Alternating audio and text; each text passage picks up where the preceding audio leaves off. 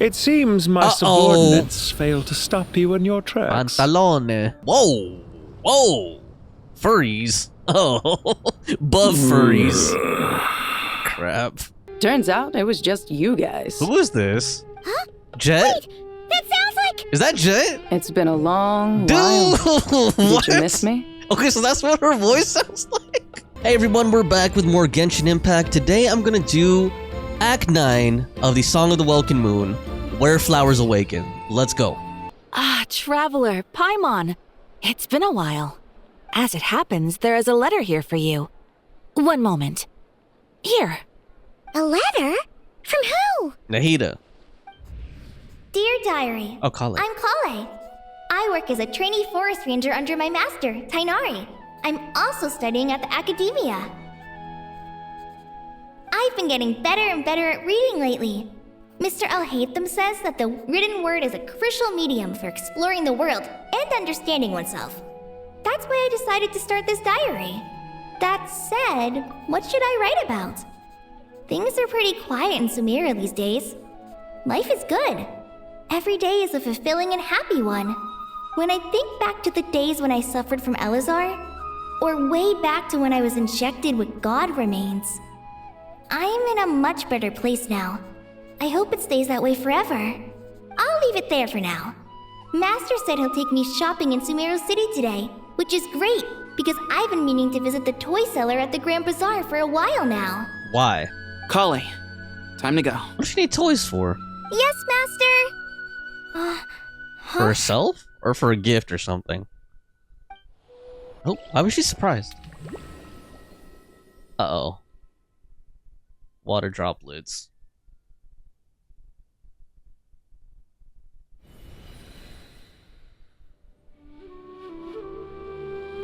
Sethos. What's wrong, Collei? Is there something on my face? No, sorry. I didn't mean to stare.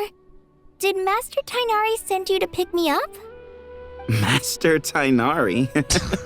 What are you talking about? Tighnari is the General Mahamatra. He's probably busy arresting criminals in Sumeru City. I mean, if that's what floats your boat, I can introduce you, but... What? Wait, Master Tighnari is the General Mahamatra? But what about Mr. Sino? Yeah, I thought Sino was the Mahamatra. Sorry? Oh, you mean that guy who just joined the Vahumana Darshan? What?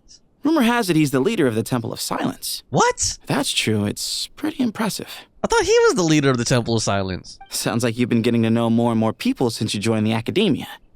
That's great, but don't let your forest ranger duties fall by the wayside. Also, okay? notice his subtitle. His title is now Forest Watcher. I think this is like an alternate timeline or something. What's going on? Yeah. Sethos is acting like he's my master. And Master Tighnari has taken over Mr. Sino's job. I bet you people are gonna Is ship this them some now. kind of prank? If so, it's a weird choice of prank. But anyway, Sethos doesn't look like he's joking. What is this all about? Sethos is from the desert. He's not a forest watcher. Hey, you're zoning out again. I'm gonna buy some tools for the rangers. Why don't you stretch your legs a bit? It's been a while since you last visited the city, right? Tighnari is not a Mahamatra. Yeah, this is definitely like an alternate timeline or Wait. something. He's Weird. right. It has been a while since I last visited Sumeru City. Was it always like this? I mean, it feels familiar, yet somehow... something seems different. Is this really Sumeru City? We'll find out. Let's go. Hey, did you see who just walked by? I think she's that famous merc. Are we the famous merc or is it Dia? Hey, did you see who just walked by? I think she's that famous Or merc. what if Dunyarzad is the merc in this timeline? Yeah, it's gotta be her. Red That hair? red hair gives her away. The Flame Mane. Dude. They say she can take down a dozen tough guys with just one hand. So are they talking about Nilu? Nilu is the flame rain in this one? Oh my gosh. Dia doesn't have red hair. Uh-oh. Hey, did you see who just walked Oh. I kind of want to see Nilu as a merc though. That sounds by? hot, honestly. I don't know. That sounds hot. Will I ever save enough money to buy that custom-made axe with floral carvings from the blacksmith? What do you need that for? To use as a weapon, of course. Against who? As Hussein's secretary, I must ensure his safety. Don't underestimate me just because I'm a homemaker. Saddam Hussein. I used to be a mercenary in the Corps of 30. Just kidding. Peace is precious, but you must always be prepared for the worst. Okay. So she needs an axe to protect Hussein. This is weird. The sage disappears without a trace as soon as he gets off work. It's a little mysterious if you ask me. Okay, the sage is supposed to be Al-Haytham, right? I heard that the sage disappears without a trace as soon as he gets off work. It's a little mysterious if you ask me. Rima. Disappears after he gets off work, huh? That's Kaveh. Lord Kaveh Bey, did you get a Kaveh chance to Bey? review this month's accounts? Any feedback? So he replaced Dory? You mean the version you sent over a few days ago? Yeah, I took a look when I received it. So Kaveh's a wealthy merchant now instead of a broke architect? I was thinking that maybe our profit margin is a little excessive. I visited some of our commercial partners last month. Their earnings are very slim. This is funny seeing him act like this. Are you suggesting that we give up some of our profits for them? Oh, man. Well, since we have more than we need, yes. Making money for its own sake is pointless. Don't worry, I've already planned for it, and the numbers look fine. We can adjust the rates starting from next month. Although, honestly, like, the way that Kaveh looks, like his character design, it actually fits like this type of character, like a rich anime snob, you know? Like an OG-sama or whatever. Also, about that designer you hired, I've had to revise his proposal 3 times now, but he just doesn't seem to... Okay, who's the designer in this one? Let's cut our losses. Pay him his fee and send him on his way. I'd like you to get Layla on this instead. She was Cyrus's student, and she designed the Palace of Alcazarzaray. Seems like a much safer choice. So in this one, Layla's an architect? Who's sneaking around over there? Uh-oh. Mr. Kaveh? He's like, who are you? I don't know you, you green-haired Do you merchant. recognize this person, sir? Like, no, get her out of my sight. Yes, it's all right. We've met. This is Collei, Sethos' trainee. Never mind. He brought her along the last time I went for drinks with him. Ah. What brings you to the city, Collei? Is your master here too? No, this is all wrong! Why is Mr. Kaveh saying that too? Tainari is my master, not Sethos. This is so funny to me, I don't know why. This can't be real. Oh my I god. have to ask someone else. There's gotta be someone else out there who still remembers the truth. Can you imagine though if you just woke up one day and then everyone's roles were switched in your real life, you know? Hey, That wait, would be- don't run off! How strange. What's gotten into her today? Like, that would be really scary. Like, my head would probably explode. It's like everyone switched places. Oh, man. I guess I'll keep looking around. Okay. The Grand Sage always used to disappear the moment he got off work, but recently, for whatever reason, he's been seen sifting through records in the House of Dana late into the night. What if the Torre made himself the Grand Sage in this timeline? We asked him if there was anything unusual going on, but he answered us with a question of his own. Don't you find it strange that someone with my personality would willingly accept the position of Sage? Or who else could it be? I'm trying to think. What other Sumeru characters could it be? Or what if it's Hat Guy? Hey, bud, can I ask you a favor? Is that alright if I borrow your thesis? Don't worry, I'm not gonna copy your work. I just need it as a reference. I guess that's okay. But if our theses end up sounding too similar, it's gonna be easy for them to spot. Yeah, trust me, plagiarism's the last thing on my mind. The only reason I ask is it's been really hard to get my hands on any reference material lately. Why? Why don't you go ask the Grand Conservator? Candace should be able to find you what you need. Candace? She's super friendly. I'm sure she'll be happy to help. Candace is part of the academia in this? Really? I always assumed she'd be tough to negotiate with. Fair enough. I'll try my luck at the House of Dana later then. Or if the Grand Sage might be Dia. That would be funny too. Oh man. Oh, there's Dunyarzad. Okay, what's the deal with her? What? Would you like a cup of coffee? She's a cafe waitress? Oh, she's the acting manager of Puspa Cafe? The store's been pretty busy lately. Lots of customers have been feeding Ashru. Ashru! Who watches over the shop, and now Ashru's put on quite a lot of weight. Maybe I should put up a sign saying, please don't feed the cats. That's not Ashru, dude. Ashru is all black, and he has Egyptian stuff all over him. Like those decorations, you know? The desert decorations. What the heck, dude? Okay, we can't go in the cafe, Would you like though. a cup of coffee? I would, but you won't let me buy one. Students are under so much pressure these days. Sometimes I just want to write their papers for them. Alrani, aka Futaba. Students are under so much pressure these days. Sometimes I just want to write their papers for them. Peculiar papers come to me for review every day. I really wish they were able to relax once in a while and not be constantly plagued by academic conundrums. It doesn't do a person any good to spend too long down the rabbit hole. Oh, there's Dia and Nilu over there. Uh-oh. Lots of visitors today, I see. Rahman. Welcome all. It's been a while. Mahamata at the exchange. Hey, Rahman. You know that guy who sells face powder on Treasure Street? I haven't seen him around in a while. Face powder? Any idea what happened to him? Oh, you mean a Hongar? Yeah, he got into a brawl with Shavirme on Treasure Street. He's been banned from setting up shop there for now. Seriously? Oh, well, that's a shame.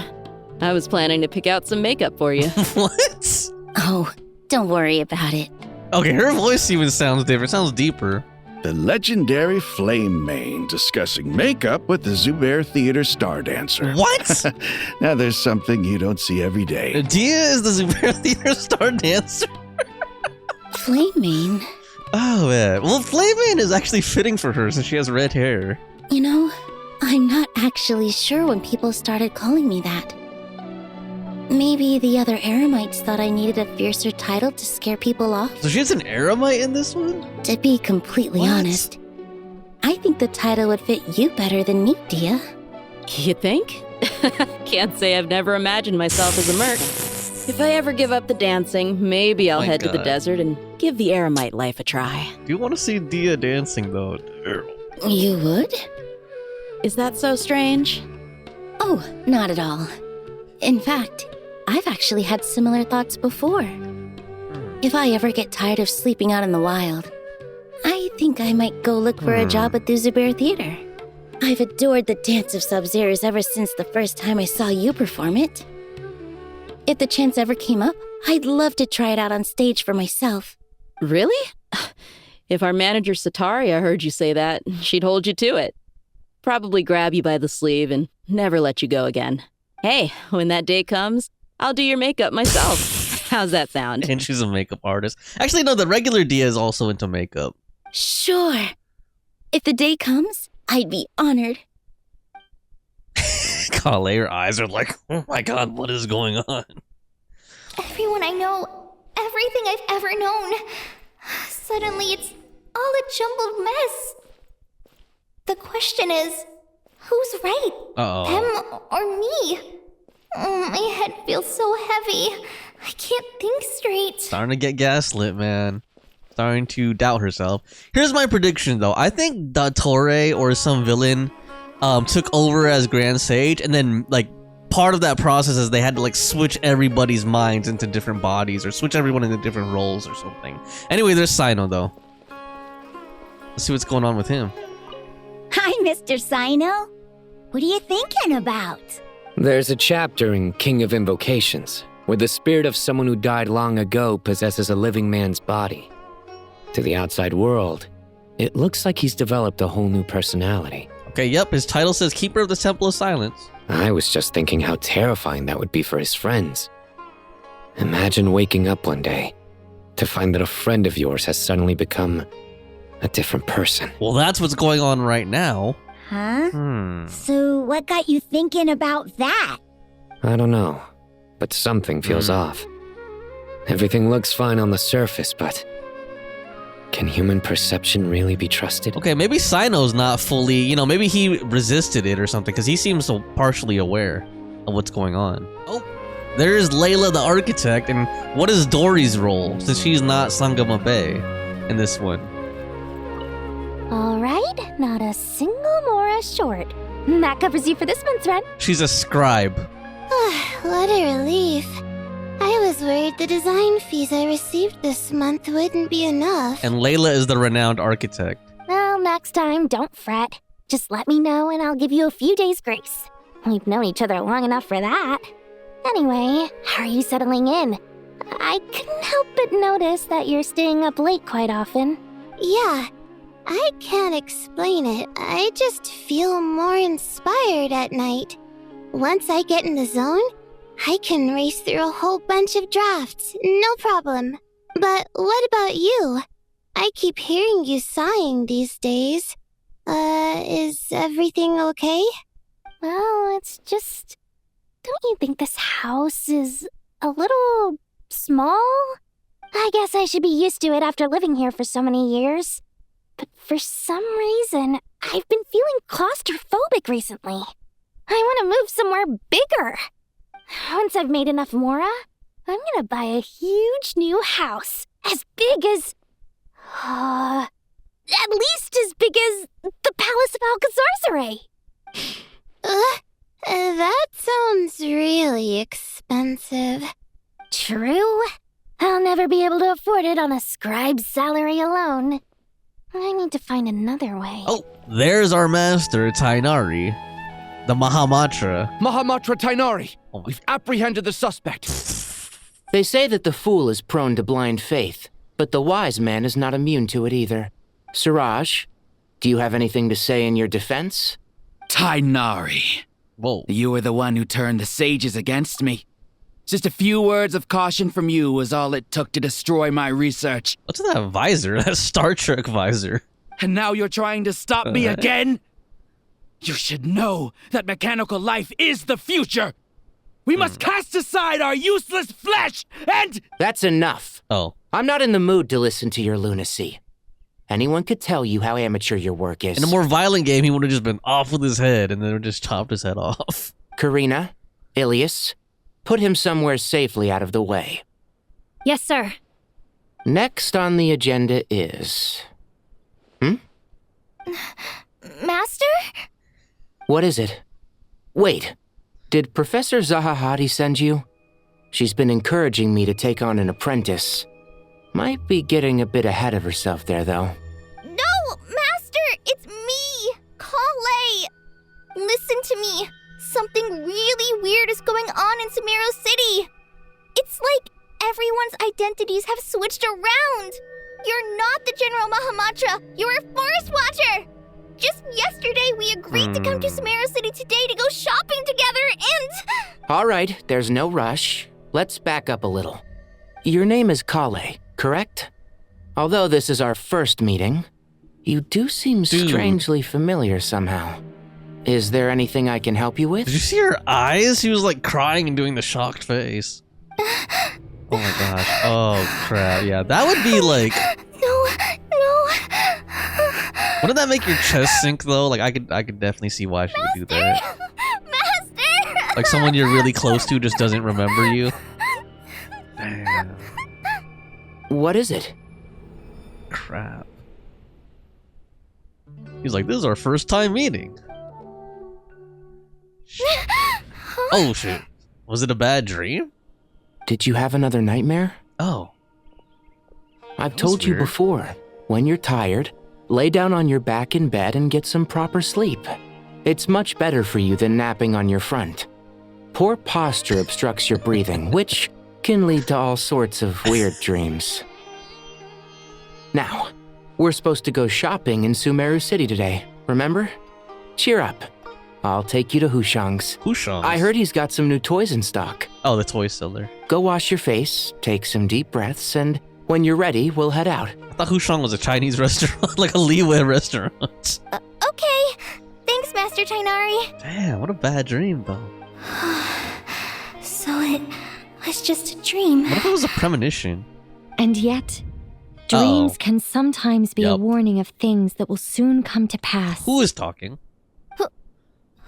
Who said that? That dream felt unusually real, didn't it? Was it Nicole? Here's my suggestion. Since you're heading into Sumeru City anyway, you may as well tell Lesser Lord Kusanali about everything that happened. Probably a good idea. And just to be on the safe side, I think you should also inform your 2 traveler friends who once helped save Sumeru. I'd write them a letter if I were you. Okay, this is Nicole, isn't it? Time is short. That's her voice. A storm is coming from beyond the bounds of fate. Yup, I knew it was coming up. Oh god, it did the thing again, the distortion on the title scroll. That happened at the end of the last Luna chapter too, so I wonder if that means there's like an alternate timeline coming up or something. What a strange situation. No wonder Collei was in such a rush to write us a letter. Imagine waking up one day to find that everything around you has changed. You might not even recognize Paimon anymore. Oh, that's a scary thought. Let's get to Sumeru and find out what the heck is going on. I think Dottore, like I said, I think Dottore switched everyone around or something, or he's going to do that. As if work and family aren't enough to deal with already. Now they're telling us to move to Caravan Rebot because of renovations? I bet it's just some vanity project. I don't trust the Dendro Archon, nor any of the sages. Especially not that new Grand Sage, what's his name, Nephis? If you ask me, he's the worst of the bunch. Okay, maybe it's not Dottore. Thank you, Sage Balladuri. You really didn't have to stay with us to the end. Look at his beard. Don't mention it. I'm your teacher. It's my job to look after my students. Is Panya doing okay? I think so. She just left the city with her mother. He looks like a Babylonian statue. This will be her first trip away from home. She's handling it much better than I imagined. As her father, it's quite a relief. I just hope they have a smooth trip. Pack up your things. It's time we got going too. Okay, Balduri. Hey, mister. Are you a robot? Why is he wearing that mask? Shh! Look! He's pretending to be human! He definitely doesn't want anyone to find out he's a robot. I am a robot. What? I was designed to infiltrate the human world undetected. My mission is to find an opportunity to destroy humanity. He's trying to scare them. I knew it! It's just like in the picture books. What do we do? We're the only ones who know his secret, right? Surely he won't silence us for good. You have discovered my secret. Now I must take you as my prisoners. I will tickle your feet until you join the robot army. That's creepy, man. Don't be afraid. I'll protect you. Uh-oh. Take this, robot! Ow, ow, stop! I was just kidding. I'm human. I'm human. Pervert. Alright, let's see here. Rima? Hey, now's not a good time to visit Sumeru City. We're actually getting ready to move out ourselves. Why? Renovations? What else we got? Oh, there's Tighnari and Collei. Collei! Traveler! Paimon! Thank goodness. I'm so glad you made it. Of course! We won't let anything happen to you, Collei. So, what's going on in Sumeru City? Looks like lots of people are moving or something. Yeah, I was just gonna say. After I wrote my letter, Master and I went to Sumeru City and told the Dendro Archon everything that I experienced, from start to finish. What did she say? She was silent at first. It seemed like she was deep in thought. Then the next day, we got told that she was ordering everyone to leave Sumeru City immediately and move to Caravan Rebot. Why? The entire population of the city has to move? So evacuating Sumeru City. Not just Sumeru City. The evacuation also includes Lokapala Jungle, Avidia Forest, Ashavan Realm, and Ardravi Valley. So basically the entire green area? Basically. Everyone living in the rainforest must temporarily relocate to Caravan Rebot. Massive evacuation. Holy smokes! That's crazy! Why? Yes, it's quite an operation. Even if people only bring the bare essentials, the scale is simply enormous. Maybe she's expecting some kind of disaster. They've requisitioned almost all the Sumpter Beasts in Sumeru for the task, including the entirety of Dori's Sumpter Beast Park. Wow, all on account of Collei's dream? The Dendro Archon said that what Collei experienced was not a dream, but a warning. Premonition. After our meeting, She immediately summoned the 6 sages to analyze the situation and discuss countermeasures. They concluded that the events seen in the dream are very likely to become a reality, and that an unknown danger is rapidly approaching. That is scary, man. Oh, please keep that to yourself. We don't want to cause widespread panic. But I wonder why only the rainforest area? Like, why wouldn't it affect the desert? The official reason they've given is a large-scale renovation of the rainforest ecosystem. People are skeptical, but there haven't been any major incidents. So far, at least. The Dendro Archon seemed really worried when we spoke to her. She said you can go visit her in the Sanctuary of Surasthana when you arrive. She also said she'd hold out until the very end. Can you imagine evacuating half? Collei, you got a minute? I need a hand here. Half the population? One moment, I'll be right there. As a forest watcher, I've been tasked with assisting with the relocation work. There's a lot to be done, and they need all the help they can get. This will be the final group of evacuees from Sumeru City. While they're away from home, they'll be heavily reliant on outside help. Thank you for coming in our time of need. As you can see, another crisis is upon us. Excuse me, sorry to trouble you, but could you help an old man find his medicine? It's buried somewhere in my luggage. Where's my mom? Uh-oh. Where did she go? Got separated. Don't worry, it'll be okay. Those items are worth a small fortune. Make sure you store them somewhere safe. You understand? Okay, that guy's voice acting is kind of crap, honestly. Or not crap, but it's just kind of cheesy, man. I bet you thought you'd get away with this in the chaos, huh? Guess again. No petty thief gets past me. Damn, they're looting? Mass evacuation inevitably comes with all kinds of problems. Nahida wouldn't have resorted to this unless it was absolutely necessary. The strange events of Collei's dream took place in Sumeru City. Whatever danger is afoot, it must start here, which is why everyone has to leave. We should go help the evacuees. See you around. I'm so glad that you believed me and came all this way to help. It means a lot. Please stay safe. No problem. Don't worry. We may not know exactly what's going on yet, but as long as we stick together, we'll find a way through this. Damn, dude. Goodbye. Look after yourselves. Will do. See ya. Okay. Paimon's not sure how she found the words to comfort Collei because, honestly, she's kind of nervous herself. Let's head to the Sanctuary of Surasthana and see Nahida. Here we are at Surasthana. Mutasim. Are you gonna... Who goes there? No unauthorized access to this place. I am by the order of Mahamatra Sino. Hero of the entire world. Let me through. Arav. Are you blind? It's the Traveler and Paimon. Surely you've seen them before. Yeah. Huh? Oh, so it is. I'm sorry, I haven't been sleeping well lately. My nerves are a little frayed. To where you couldn't recognize people who look this distinct? Not sleeping well, you say? What's troubling you? The Dendro Archon is in a very vulnerable state at the moment. Mahamatra Sino is concerned that our enemies might choose this moment to strike. So he's ordered us to strengthen our defenses. That would be a bad time for a strike. Like, while everyone's trying to evacuate, nobody's ready to defend themselves. Just seeing you two again already puts our minds at ease. Please, enter. I'm sure everyone's expecting you. Thank you for the proper welcome.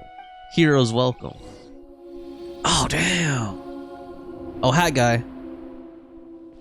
Traveler, Paimon, you made it. Yep. Aha! Perfect timing. Reliable helpers like you are just what we need right now. Oh, it's good to see everyone again. Collei gave us a rough idea of what's going on, but we still have a lot of questions. What kind of danger is Sumeru City in exactly? And how come everyone has to move to Caravan Rebot? Yeah. At this stage, we can't be certain. We're investigating, but no definitive answers yet. I take it that Collei told you about her strange dream? Yeah. Apparently, everyone in Sumeru City was acting super weird. Even you guys. It was like you'd all switched places. That's right. Collei and Tainari reported the situation to the Dendro Archon. She believes that it wasn't merely a dream, and that whatever it was has something to do with Irminsul. It's a reasonable inference.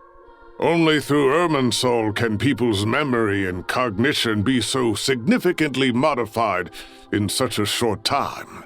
We don't know why Collei would dream of these things, nor who was trying to warn her. The Dendro Archon decided to connect to Irminsul to investigate more thoroughly. Has she found anything yet? Irminsul is connected directly to the ley lines.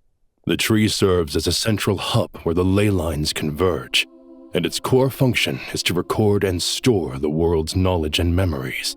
But something has gone awry, severely compromising the performance of this core function. Okay, I remember this guy now from an earlier quest. His appearance is very distinct. Information is bottlenecking inside Irminsul, hampering the ley line's flow. If this continues, new information will languish unrecorded, with existing records thrown into disarray. In short, the souls of the dead will be stranded, while the living have their sense of reality warped. In the long run, Collei's dream could well become a reality. And that's just the beginning. There's no telling what other nightmares could end up coming true. Irminsul, the ley lines. I have come this far to use my death to open the gates of the ley lines to my people. In Natlan, the captain was storing stranded souls inside his own heart. It was only after the rules of the Night Kingdom were amended that they were finally able to return to the ley lines. And that was just one nation. A problem with Irminsul itself could end up affecting all ley lines worldwide. Faced with a growing backlog of information, the Dendro Archon decided to connect herself directly to Irminsul and take over the recording and processing function herself. Wow, manual override. But it is an almost impossible task. Individual brains aren't equipped to deal with the sheer volume of knowledge and memories involved. All that information flooding in at once would instantly fry any human mind. That'd be crazy. And for a god, even for a god, the suffering must be unimaginable. The Dendro Archon's power originates from Irminsul. Any issue with the tree itself takes a toll on her to begin with. On top of that, she's subjecting herself to the grueling task of processing all that data. It must be torture for her. And despite all of this, she is somehow finding the strength to investigate the Irminsul situation from within and send us her findings. This guy's appearance doesn't match his voice. I finished analyzing the latest data. Oh, hat guy. Looks like our working theory was wrong. There's no signs of Irminsul having been attacked from the outside. So it's internal then? Some sort of disease, perhaps? No. I've spent half my life studying the ley lines. If Irminsul malfunctioned this easily, the world would have met its end long ago.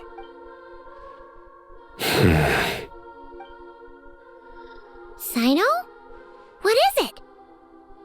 Not long ago, I got a tip from the Core of 30 that a large number of unidentified merchant caravans had recently been spotted entering Sumeru through Beta Harbor. At first, I suspected that they might have something to do with all this, so I sent some people to investigate. But if Irminsul wasn't attacked from the outside... Don't you think there are more important things to worry about right now than guessing who's behind all this? It's been over 12 hours with no new intel. If even the Keeper of Irminsul is this badly affected, you can imagine how bad things are in there. Whoa. Oh, crap. Dude. Dendro Archon. Uh-oh. Did she finally give in? Like to the toll of it? The burden of it? Uh-oh. What's wrong? Oh, crap. She probably got overloaded, man.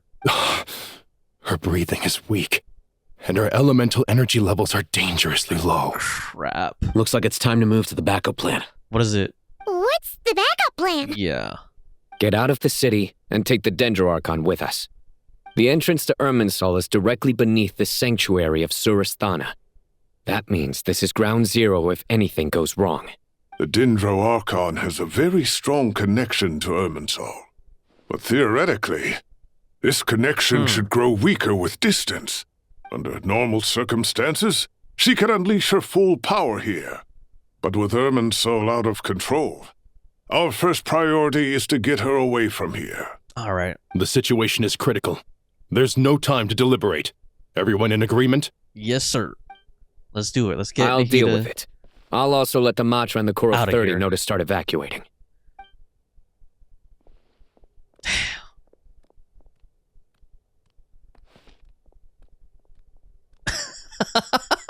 Okay, like, that's a cute animation. Like her riding on her back. Let's go. No sense grieving when there's nothing more we can do. All right, let's do it. We're gonna carry Nahida on our back. Agreed. We'll be back as soon as this is over. All the way to Caravan Rebot. Damn. Can we at least put her on a sumpter piece or something? I guess she's pretty light. She's pretty small.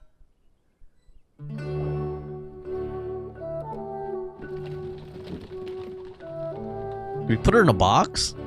The last group of civilians has been safely evacuated.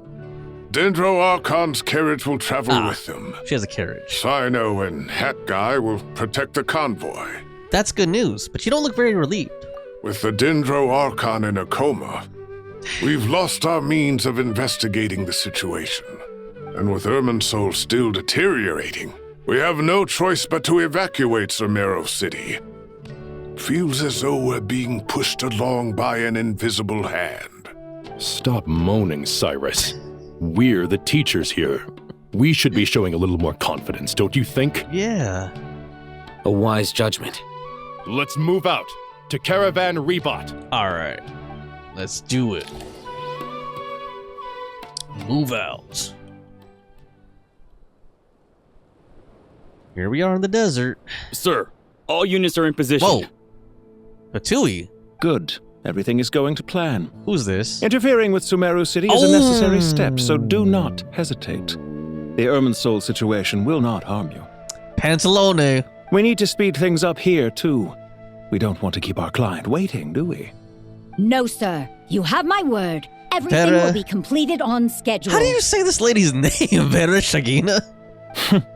Oh, Pantalone. They say that fervent ambition attracts the favor of the gods, and with it, a vision. Okay, so I see leaks of his model, but I think it looks way better. It might be the hood, but I think in game it looks way better than what I was seeing when I just saw like a 2D image of it. But we appear to be the exception. So, is our ambition not strong enough? Or does it threaten the very foundations of this world? Ooh, I like his voice too. Like he has the evil villain voice. How is the Dendro Archon? Her breathing is steady. I prepared some therapeutic incense for her, but it hasn't had much effect. Her vitals are still very weak. Based on the information you've provided, I have a working hypothesis. Her condition is partly due to Irminsul's influence, and partly due to a physiological imbalance caused by the rapid depletion of her power. Elemental energy usually flows through the body at a relatively constant rate. The body grows accustomed to this rhythm, so when it's thrown out of balance, physical symptoms will appear. Is this similar to the ley lines? Overloading and withering both directly affect their vitality, potentially causing irreversible damage. Correct. From a biological perspective, if you overexert yourself, you pay the price with your life. The Dendro Archon is not only drained of power, but her life force is at a critically low level. Is there any way to restore her health? I know the ley lines have strong self-healing abilities. As long as any blockages or pollutions are dealt with, they can quickly regain their vitality. But what about people? Well, gods. What's their capacity for self-healing? Before we think about that, there's a bigger predicament to resolve. Restoring the Dendro Archon's power requires us to heal Irminsul first. But that will be extremely difficult without the Dendro Archon's power. Paimon's already getting lost here. Tighnari and Sino are discussing the current situation at pace. I have to concentrate hard to keep up. Oh god, we're gonna have a minigame here. Master Tighnari and Sino look so serious. I've not heard Master speak in this tone for a long time. I thought it was gonna make me do the thought bubble thing, like connect this concept to this concept. Tighnari. Oh, damn. They look like the Power Rangers. Look at them, like with their different robes. Damn. Master Nephis. Damn. Sages. Dude, the sages got drip, man. Damn. Tainari. Yellow Ranger. Ages. Green Ranger. Have you gotten taller? Or did your ears get longer? This guy's freaking beard and his voice doesn't even match the way he looks. Hopefully the former, Uncle Baldari. Baladuri. Sino, where's Professor Cyrus? I thought he'd be with you. That guy looks like a mad scientist, dude. He looks like Doc Brown from Back to the Future. And he's the Red Ranger. Then we got the Purple Ranger here with like the tiny little nose glasses. He went out into the wild to investigate the situation. He said that the Irminsul anomaly will likely start to affect the real world soon. He shouldn't be trotting around alone at his age. Which way did he go? I'll look for him later. He actually, like, I don't know, he looks like a pervert or something. Like those things are like, you know, to zoom in on girls and stuff that he's peeping at. Would someone mind introducing us? Yeah. Ah, yes, of course. Allow me to do the Hey, we honors. didn't get to talk to the Blue Ranger. I'm sure we're all familiar with the Traveler and Paimon. They're the heroes who helped foil Azar's conspiracy and save Sumeru. Alright, these guys better do like a Power Ranger pose or something. These gentlemen and I are the 6 current sages of the Academia. Gentlemen. We got a White Balduri and Ranger. I are part of the Old Guard, while the Old other 4 Guard. took office after Azar and his clique fell from power. Yeah, okay, they're like the inner senshi, man. Damn, the Old Guard. We have Sage Alkindi of the Spontamod Darshan, Sage Farnas of Kasharawar, Dude. Rataoist Sage Shakir, and finally Harabatot Sage Rusht. Damn, man. Dude, these guys all... Damn, I'm like... Nice to meet you all. It's an honor. Dude, these guys are like a tokusatsu group or something. You're like Power Rangers or something. Let's work together closely to resolve the crisis. I've heard much about you. Delighted to finally meet you in person. You're younger than I imagined for someone with the power to stand up to fate itself. Thank you for lending your aid to Sumeru once Man, more. he has nice glasses, man. Dude, those like designer glasses. Also, what is with Baldari's little, like, what is that drop right here? That little hair drop. Once we're on the other side of this, could we get a photo together? dude. My daughter has Yeah. a friend named Isak.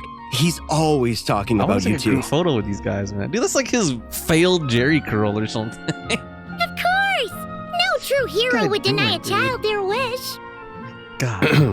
Back to business. Yeah, back to business. So with the Dendro Archon currently in a coma, the people have taken temporary refuge at Caravan Rebot, but they cannot stay here forever. We need to come up with a plan as soon as possible. Fernas, any thoughts? Fernas. Well, firstly, having reviewed the data, I'm inclined to agree with your assessment. This doesn't look like an attack on Irminsul from the outside.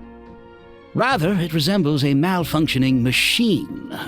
Calculations going haywire and sparks flying. I wonder if this guy's face got burned or something. That's why he's wearing the mask. That being said, before we consider how to fix it, we need to understand precisely what has gone wrong. Furthermore, we somehow need to ascertain this without relying on the Dendro Archon's power. We have no direct access to Irminsul.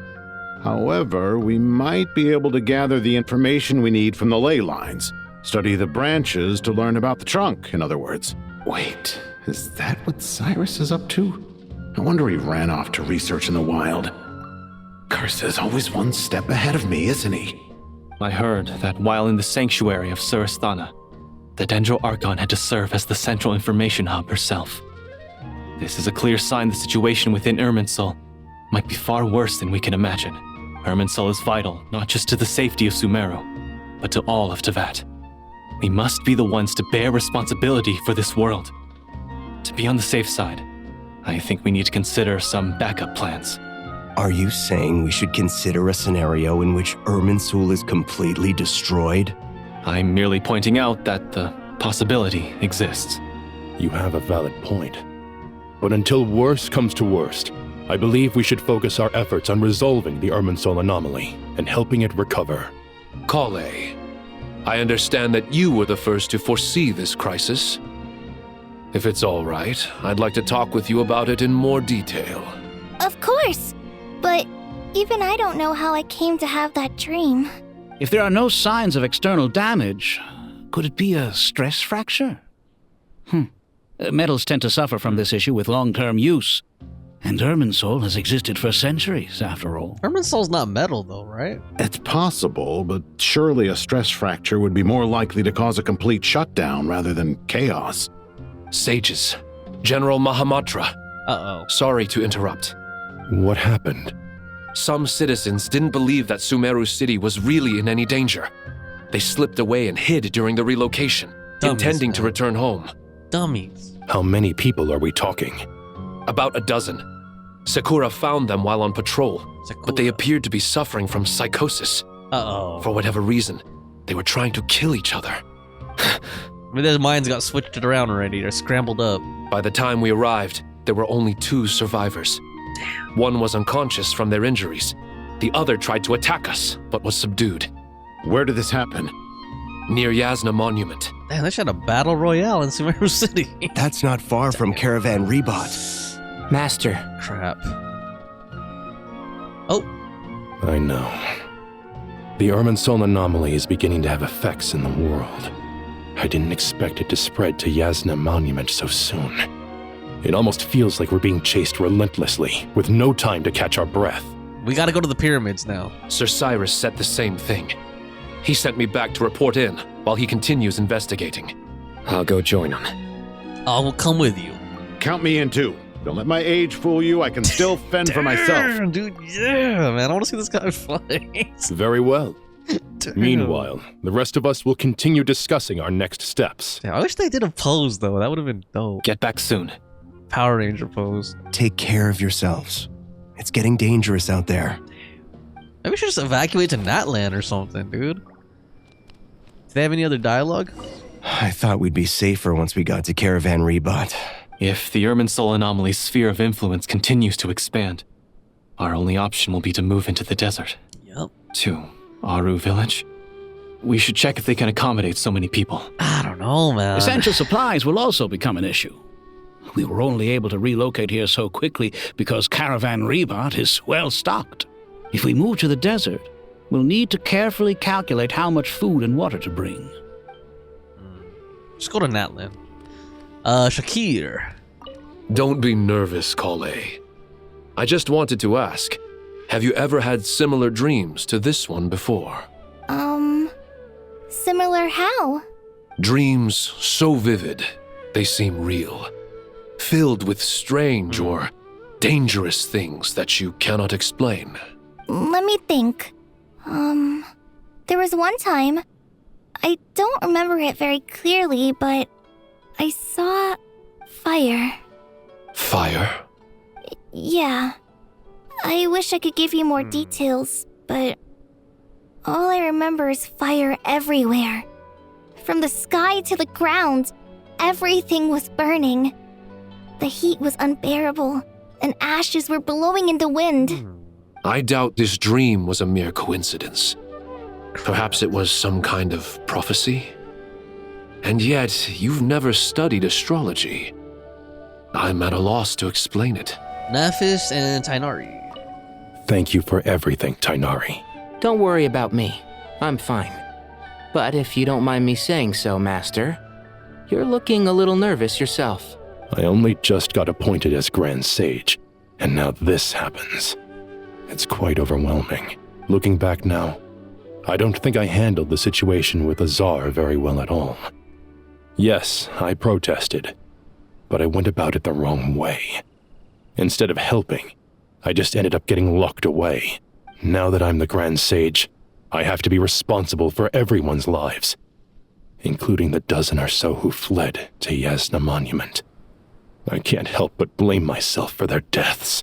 It's only natural that you want to do the best job you can, but Master, we both know perfection is impossible.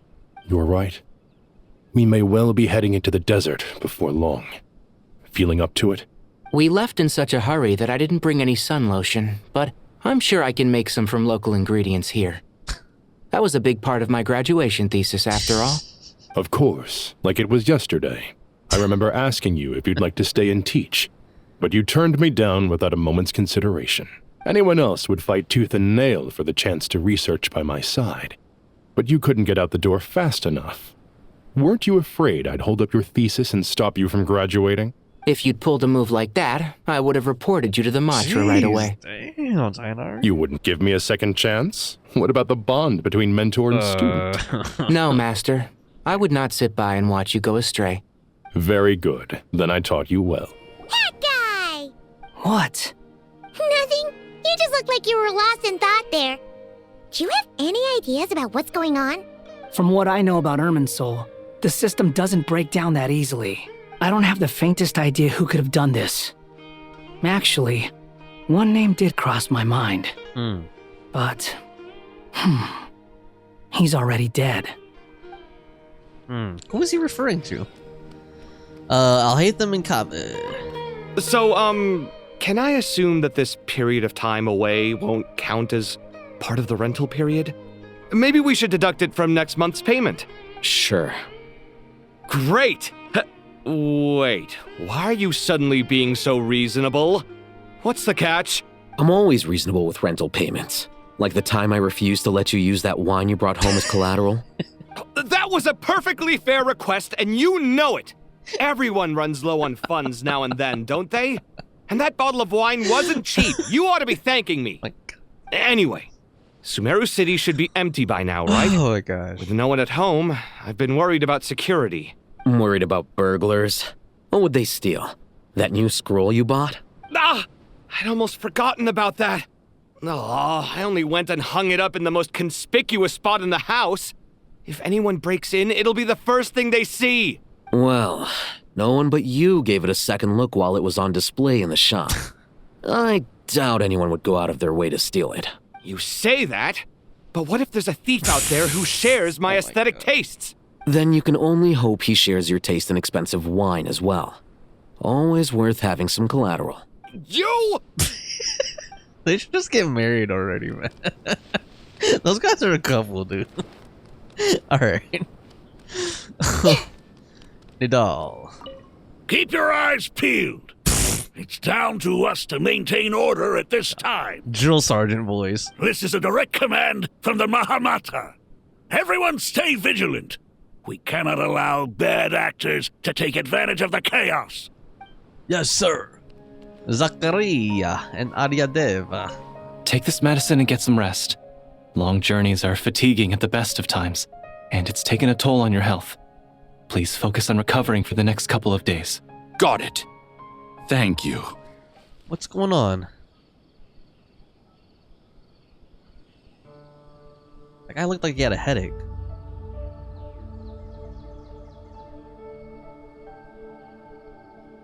Please don't go any further.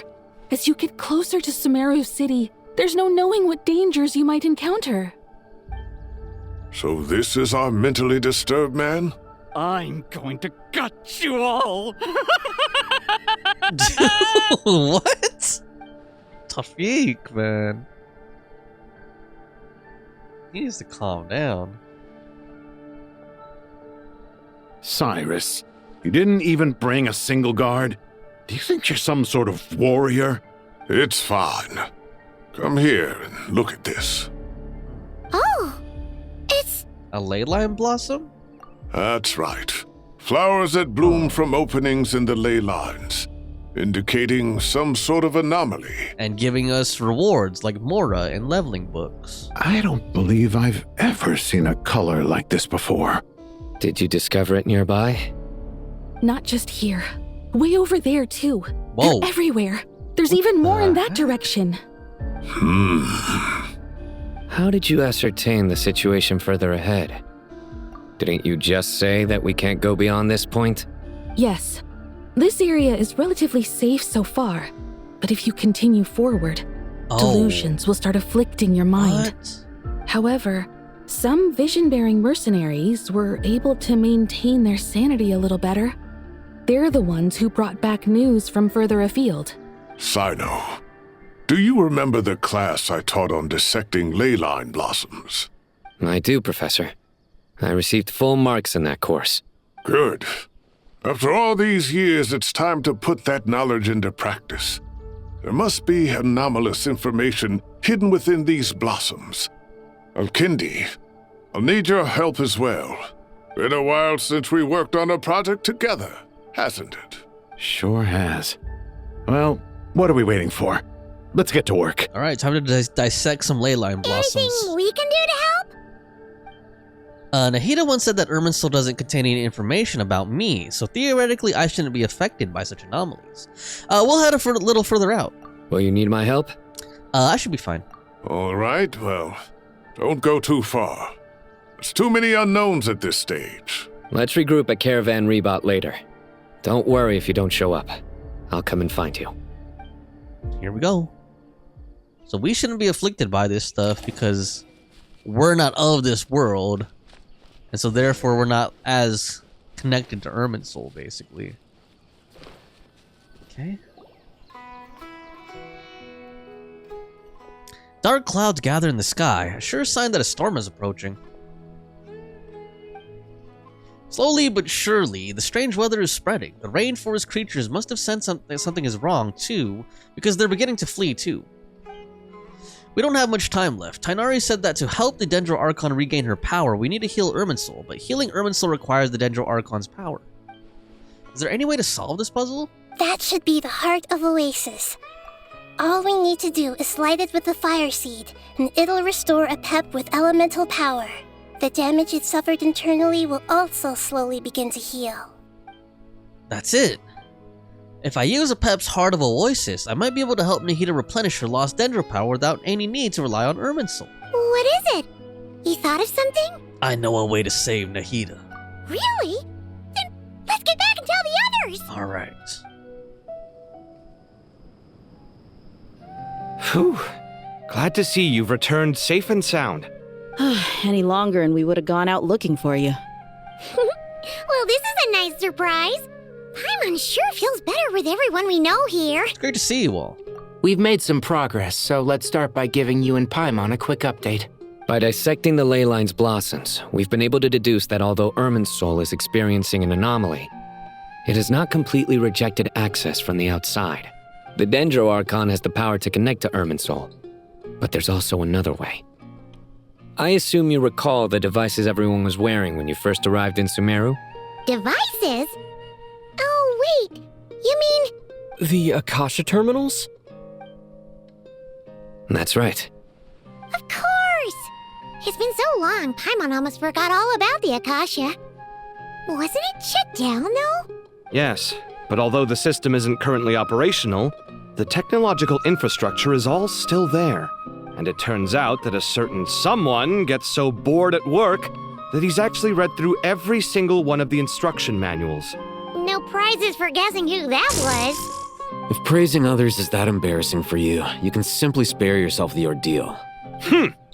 As much as it pains me to say anything nice about him, there's no denying his intelligence. He rarely forgets anything he's read. The Akasha is exactly what Sumeru needs at this moment. Between us, we should have all the knowledge and expertise we need to get it up and running again. But if I recall correctly, doesn't the Akasha need a Gnosis to function? That's exactly right. The Akasha relies on the Gnosis as a power source, and in its absence, we'll need to find an alternative. To tackle this problem, it looks like we'll be relocating once again. Mainly to the Temple of Silence. Ring any bells? Yes. It's the only major institution in Sumeru dedicated to preserving the knowledge of King Deshret's civilization. You might find the answers you're looking for hiding there. I agree. There's a good chance. Master Nephis and the other sages have discussed it. As the chaos from Irminsul continues to spread, Caravan Rebot won't be a safe haven for much longer. We have to move into the desert next. The scholars and sages will head to the Temple of Silence, while the civilian population seeks refuge in Aaru village. The Eremites will keep everyone safe during the journey, and Candace will be there to receive us at the village. This leaves us just one thing to worry about. That Dendro Archon. She's very weak. We can't afford to wait until Irminsul is fixed. There has to be another way to help her. Huh. Well, luckily, the Traveler had a eureka moment while we were out investigating. Really? Mm-hmm. We need the Heart of Apep. Wow, nice one, Traveler. Let's hear it. The Heart of Oasis, or whatever it's called. Tell everyone about the time you and Nahida saved Apep. Let's say our Amorta experts. Theoretically, it's feasible. From what you're saying, Although elemental life and elemental energy have their differences, the Dendro Archon has explicitly stated that she can imitate the power of the former, in which case, as long as Apep is willing, she should be able to convert her own power into a form that the Archon can use. It wouldn't be difficult for her at all. The only problem is convincing her to help. I'll find a way to persuade her. Yeah! Even though she wasn't exactly friendly the last time we met, she didn't refuse to talk with us. When she realizes the danger that Nihida is in, surely she won't turn a blind eye to it. Well, hopefully not. Either way, we're not exactly spoiled for choice here. Hey, it's better than having no options at all. I agree. Without Irminsul's aid, the legendary Dendro dragon Apep may well be the only living thing in Sumeru who can help our Archon recover her power. There's no time to lose. I'll bring this proposal to Master right away. If he and the other sages agree, we'll split into 3 teams. The academics will go to the Temple of Silence to look for a solution to the Akasha problem. The Eremites will escort the civilians safely to Aaru village, and the Traveler and Paimon will take the Dendro Archon to see Apep. Sounds like a plan. There's still a long road ahead, and no knowing if we'll make it. But at least we have a direction now. I'll take it over floundering around in confusion. If there are no objections, then let's proceed. But before we adjourn, I would like to leave you all with some parting words. No matter the distance between us, there will always be an invisible force tying us together. May the bonds forged in the past shine bright like stars and open a new path before our feet. Huh. Is that from King of Invocations? No. This one's from King of Invocations, the sequel. Nerd. What's the difference? Oh my god. The sequel's much cooler. Couldn't agree more. Alright. Well, it was very apropos. Once this is all over, I'll give everyone a copy of King of Invocations and the sequel to show my gratitude. Come on, let's get moving. This is interesting. Weren't the dragons and the Archons at odds in the past, so... Interesting direction they're taking it.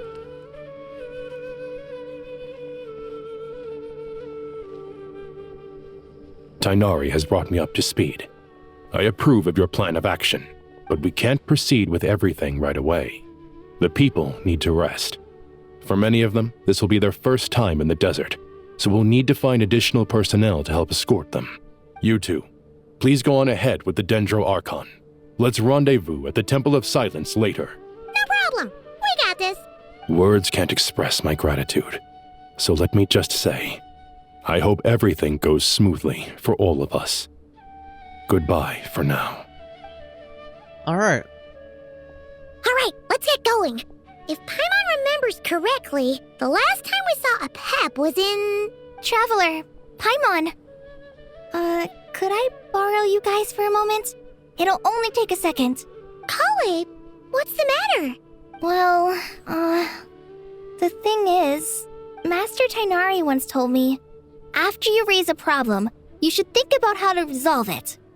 But ever since I had that dream, I feel like I haven't been of any help at all. I tried my best to keep up with the conversation, but there was so much new information, I couldn't take it all in. So, I just wanted to ask, do you have any tips for me there? Paimon knows exactly how you feel. But fear not, everything you need to know is right here in Paimon's notes. Sumeru chapter. It's got tons of info about all the things we've seen and heard on our adventures. Some parts are a little simplified, but hopefully it all makes sense. You sure kept that one quiet. You see? Being the greatest guide in Tibet isn't just a fancy title. It takes a lot of hard work. Paimon doesn't always understand the things you're talking about with other people. Whenever that happens, she notes down the confusing parts and goes over them in her own time. This is perfect. Could I borrow it? Sure. Matter of fact, you can keep it if you want. Paimon has another copy. The spare copy was originally meant for the Traveler. Paimon used to worry that one day he might not need a guide anymore, so she wanted to have a gift for him, in case we ever parted ways. But it doesn't seem so necessary nowadays. We have so many more places to see together. One copy will be enough for both of us. Thank you so much. But still, these are your treasured memories. I think I'll make my own copy and then return the original to you. Okay. Anyway, that was all. I won't keep you any longer. Alright. Have a safe trip. See you again soon. Let's do this. See ya! See you. Alright, time to bring the heater to see Apep. Let's hope that old grouch is in a negotiating mood. Alright, here we go. Apep.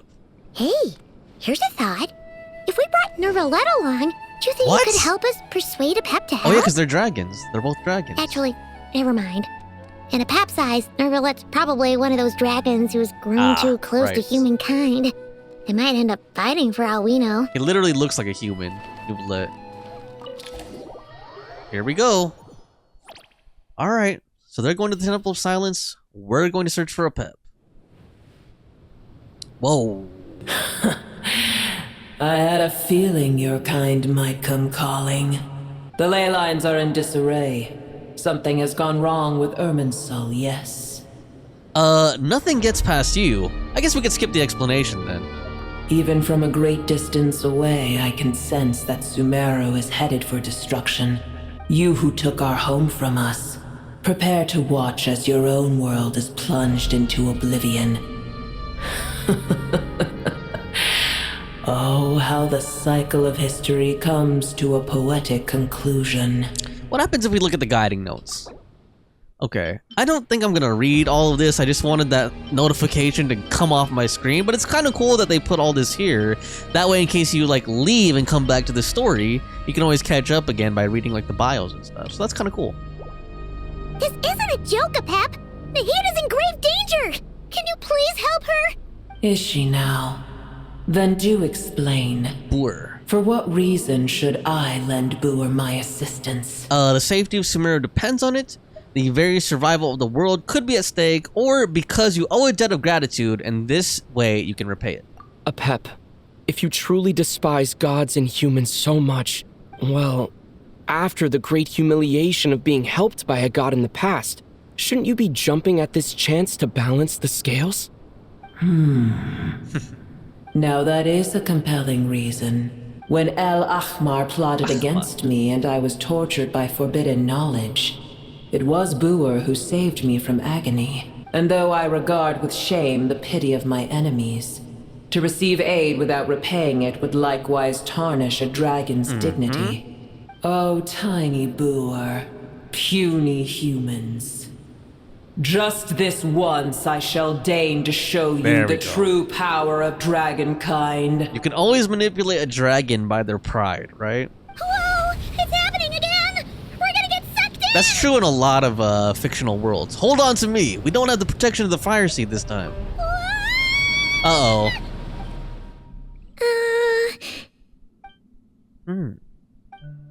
This is an awkward silence. Is silence a mandatory part of an audience with a dragon?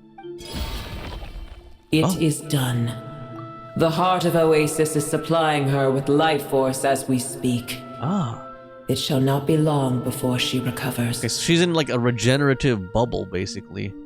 But I should warn you. Boor's existence is closely intertwined with Irminsul. Unless the issues plaguing it are resolved, she will never completely recover her former strength. Oh, thank you. Spare me your words of gratitude. Will giving your power to Nahida affect you in any way? You may also spare me your feigned concern. Damn. Ugh, just like last time, it's impossible to have a normal conversation with this dragon. A dragon's sovereign's power is far greater than you can imagine. While I was indeed weakened when the heart of Oasis ran dry, providing tiny Boor with a morsel of my life force shall have little consequence for me. Oh, good to hear. Elemental being floating hydrofungus. So they're talking. Just like Apep once said, the elemental life forms who merged with her have now been reborn. The knowledge, memories, and emotions they once had are gone. They're brand new individuals now, and yet for some reason they seem drawn to Paimon and me. Ever held in high favor, I see. Oh, well, you know. The compliment was sincere. Simply accept it. Come to think of it, I'm curious how Apep sensed the ley line anomaly from so far away, and immediately guessed that something was wrong with Irminsul. She knows something that we don't? Do you know much about Irminsul, Apep? I did once. That tree was not planted by the heavenly principles. Irminsul existed before they ever arrived in Thwart. What? There was a time when it belonged to Thwart, to dragonkind. Its appearance and function then differed greatly from today. The ley lines flowed with an abundance of a familiar, primitive form of elemental energy. You may know it as the power of the Light Realm. The heavenly principles usurped and refashioned Irminsul, made it serve humanity, and used it to anchor the fate of the world. Yet in the end, humanity has failed to protect it. Heavenly principles, God of gods. It makes me sick. The enmity between your kind and mine can never be bridged. Even so, you agreed to help us. As things stand today, holding a grudge against you would serve no purpose. But there will come a day when we reclaim this world for ourselves. The opportunity will arise no matter how long we must wait. Just lying in wait, man. I can already sense that far away from here, the Hydro Dragon has wrested his authority from the hands of the usurpers. Damn, do you think Neuvillette would join the other dragons to, take over, take back their, to rule the world again or something? But we have yet to meet. I know that we are both preparing for our revenge day and night. I don't know if Neuvillette is really doing that. Uh-huh. It's probably best if we don't tell Apep that we're on such good terms with the Hydro Dragon. She just assumes all the other dragons are like her. I hear a great disturbance out there. Uh-oh. Huh? What is it? Sandstorms come. The Jinn. I see. What happened? Another calamity approaches. Oh, God. You both seem restless. Let us part ways here. Boor is safe with me. Once she has recovered, I shall return her to your side. Alright. Oh, thanks again. Take care, alright? Feigned I told concern. you already I have no need of your feigned concern. There she goes again. We've done what we came here for. Time to check what's going on out there. Huh? Oh, what is that? A communication device or something? Nahida? You're awake! Are you okay? Cease your interrogation. Yes, she awoke for a brief moment, but she has now lost consciousness again. Take it. We shall talk more at another time. Okay. The statues of the gods hang inverted from the heavens, but one alone is unique among them. Its location is... Remember, tell no one. Whoa, the moment I touched the key Nahida handed over, a mysterious piece of information appeared in my mind. I don't know what it means or how to decipher it, but I will firmly commit it to memory. This must be incredibly important information. I don't know why Nahida would keep it as secret from everyone, but it's probably best that I do the same for now. Whoa, that was weird. Okay. Where the heck are we? Did you just dump us in the middle of nowhere? Wait. No. Paimon remembers now. The Temple of Silence is over that way. Come on, let's go find the others. Alright, what are all those flying creatures over there?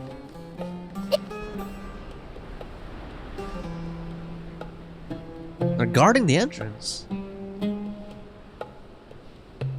Is that why they're holding back here? There's no need for everyone to stay here. I'll protect the sages. The rest of you, return to Aaru village. Yes, Mahamatra Sino.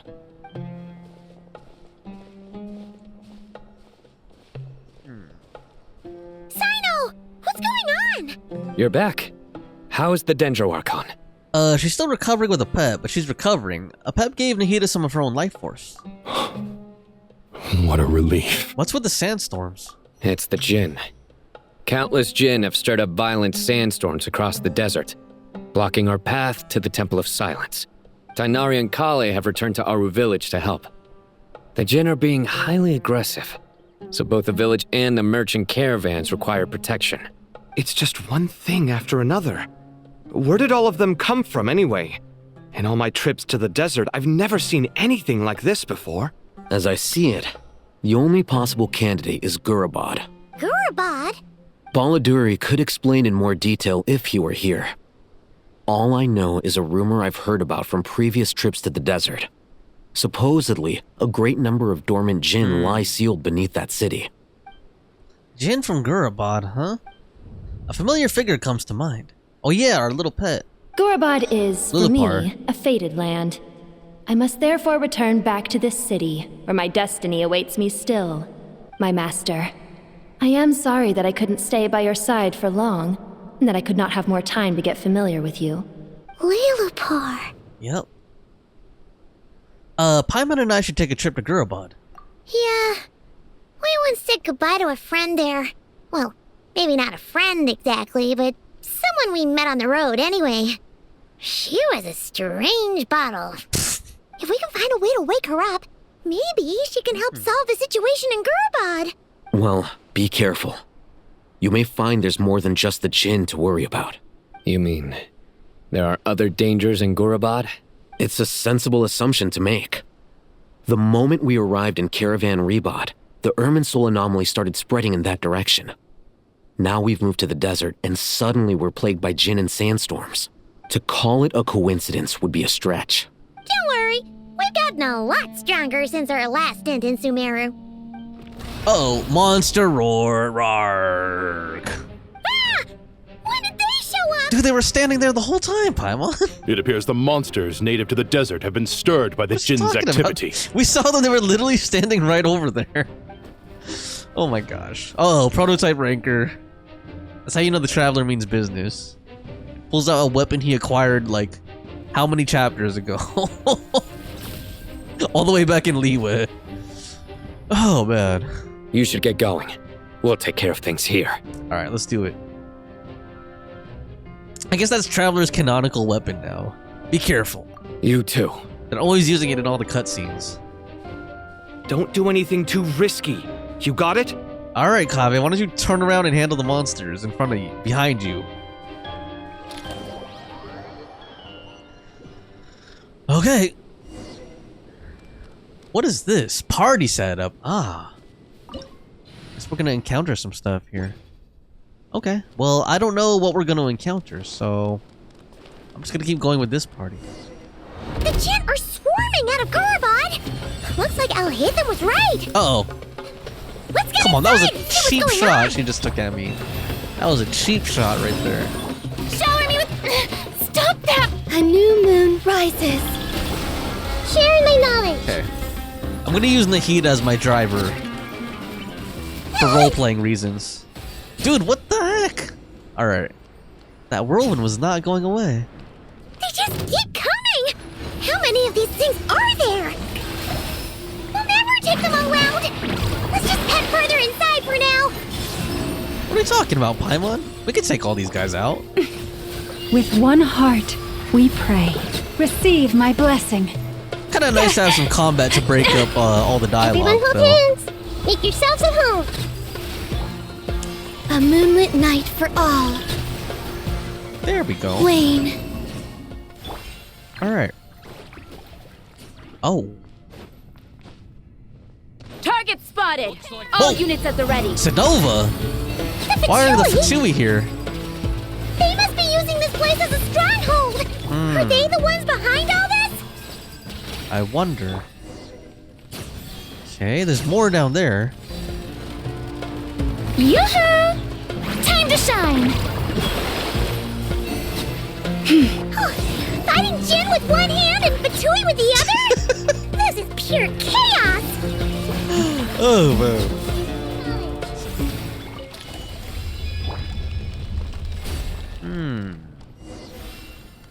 Do you see that strange machine? Yes, I do. Paimon has a sneaking suspicion that that's the thing wrecking Gurabad Ah. and setting all those dangerous Jinn free. Whoa. The target has reached the core zone. Oh, crap. Requesting backup. Repeat, requesting backup. Are we the target? Backup en route. Stop him at all costs. Oh, crap.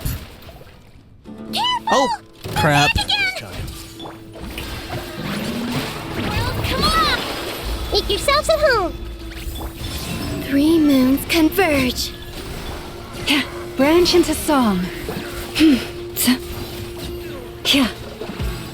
Success! Nice one, Traveler. Let's keep going. Alright. Okay, so we need to destroy these devices affecting the Jinn. We just do damage to them? Yeah. Is that one destroyed? Okay. Now this one? Leave this place.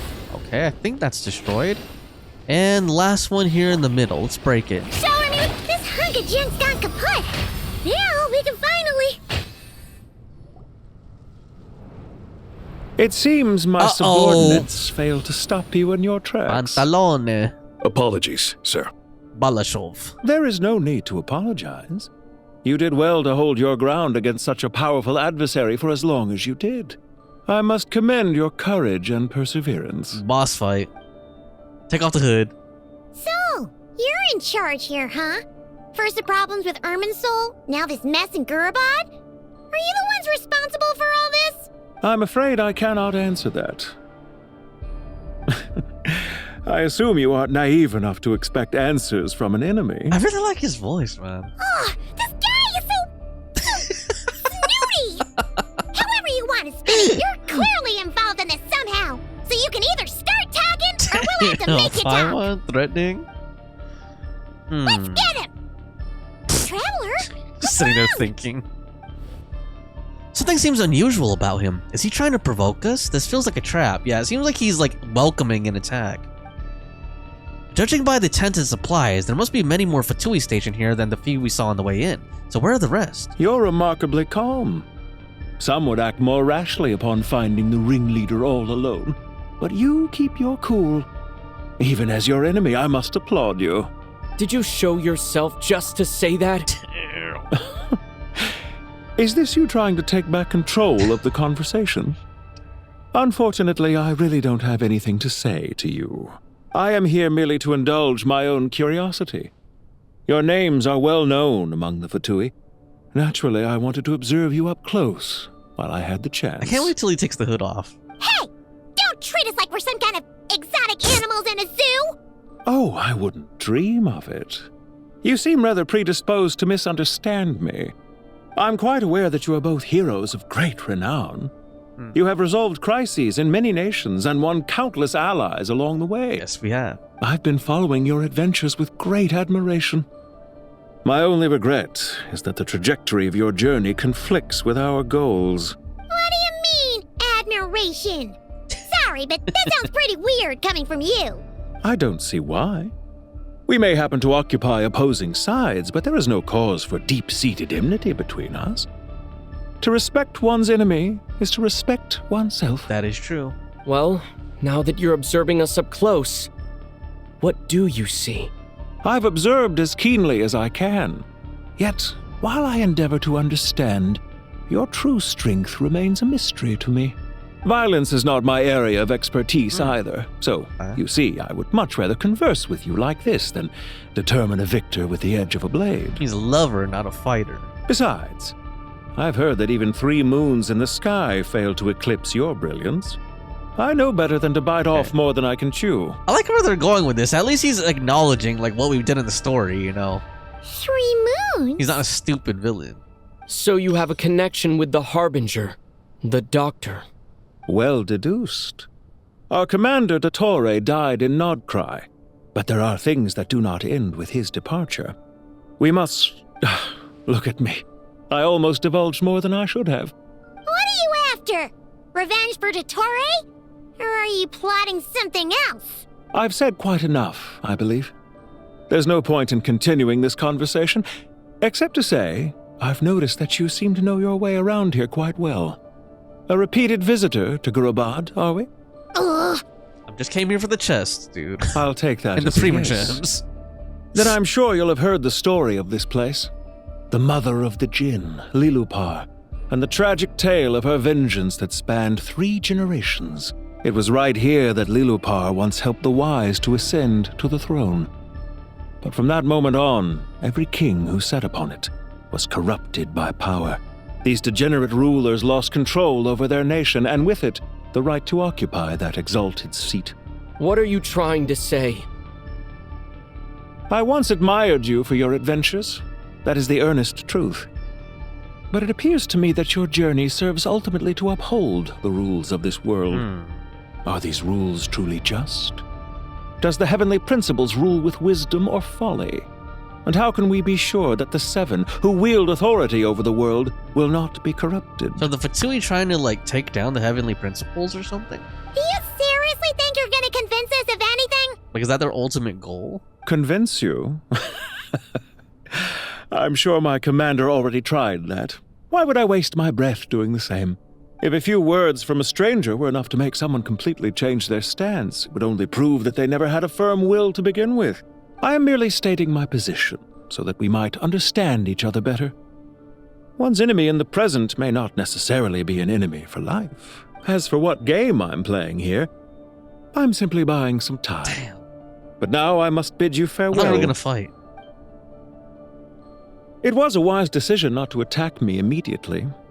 Since you did not fall for my ambush, I will now have to ask those in hiding to reveal themselves. And they shall die, pathetically. Leave this to us, sir. Because they are, well, they're not, I was about to say nameless goons, but she has a name, Sedova. Very well. I trust you to do what is necessary. Stall him while I execute the next step of the plan. Goddamn. Sumeru City, Irminsul. Crap. Hey! Stop right there! Don't you dare leave without explaining yourself! All units, stop them! Protect the commander! Crap. Now they're just gonna swarm us. Did you hear that? He mentioned Sumeru City Oh, well. and Irminsul! He definitely knows something! We can't let him get away! Get rid of these pesky soldiers, quick! Okay, help me then, Paimon. Help me get rid of them. Maybe Rear do guard some to the combat. front. Don't let them through. Crap. Get that thing in position! What, a cannon or something? What do they have? Hold on. Just a little longer. Crap. The Temple of Wisdom! What are they getting ready? With one A super heart, weapon? we pray. A moonlit night for all. Okay. Yoo-hoo! Yeah! We finally beat them! That mysterious guy can't have gotten far! Let's catch up with him! I think they were talking about the big robot. There he is. Over here! You're very persistent. Hey, you! Stop running and explain yourself! What are you trying What to- if he's leading us into a trap? Paimon, wait! Oh crap. Barrier. What's this? Relax. A small trap like this won't be enough to hold you. The sandstorms from Gurabad will die down soon enough, but this small window of time was all we needed to launch the next phase of our plan. So there was more than one ambush. I shouldn't have let my guard down. Don't be discouraged. I knew that someone would come here eventually, so I planned ahead. Where to chat with you, which door to exit from, even which mechanism to wait by for you. I thought through every detail. You, meanwhile, So it know was nothing of scripted, who I am. is what he said. So far, you've only heard my voice, and for all you know, it may not even be real. But not to worry. This is only our first meeting. It shan't be our last. Just answer me one last question. Why do you continue to follow Dottore? He has conducted countless cruel experiments, even on his subordinates. Follow isn't quite the right word. Let's just say even those you see as villains have their friends, even if they aren't the most sincere of friendships. When any set of rules is established, there will be those who benefit and those who lose out. People will do anything to justify what they have gained or escape from the hardship imposed upon them. Neither he nor I are tolerated by the rules of this world. We were both searching for a new order. Our ideas of the final form that should take may have differed, but our journeys took a shared path. I wonder where they differed on what the final form should be. Goodbye, Traveler and Paimon. I wish you a timely escape, albeit not too soon. I will need a little more time to prepare, after Did all of this just to buy himself time. Hey! Come back! Wait. Damn. This dark wall. We've seen these on our adventures before. It swallows people up! I'm sorry. She shouldn't have jumped the gun! Don't worry, it's not your fault. Let's get out of here. Okay. He may have fooled us this time, but we'll get him back!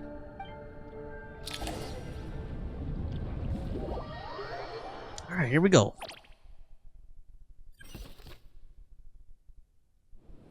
Sino and his team are guarding the north. We'll take this side. There's so many Jinn!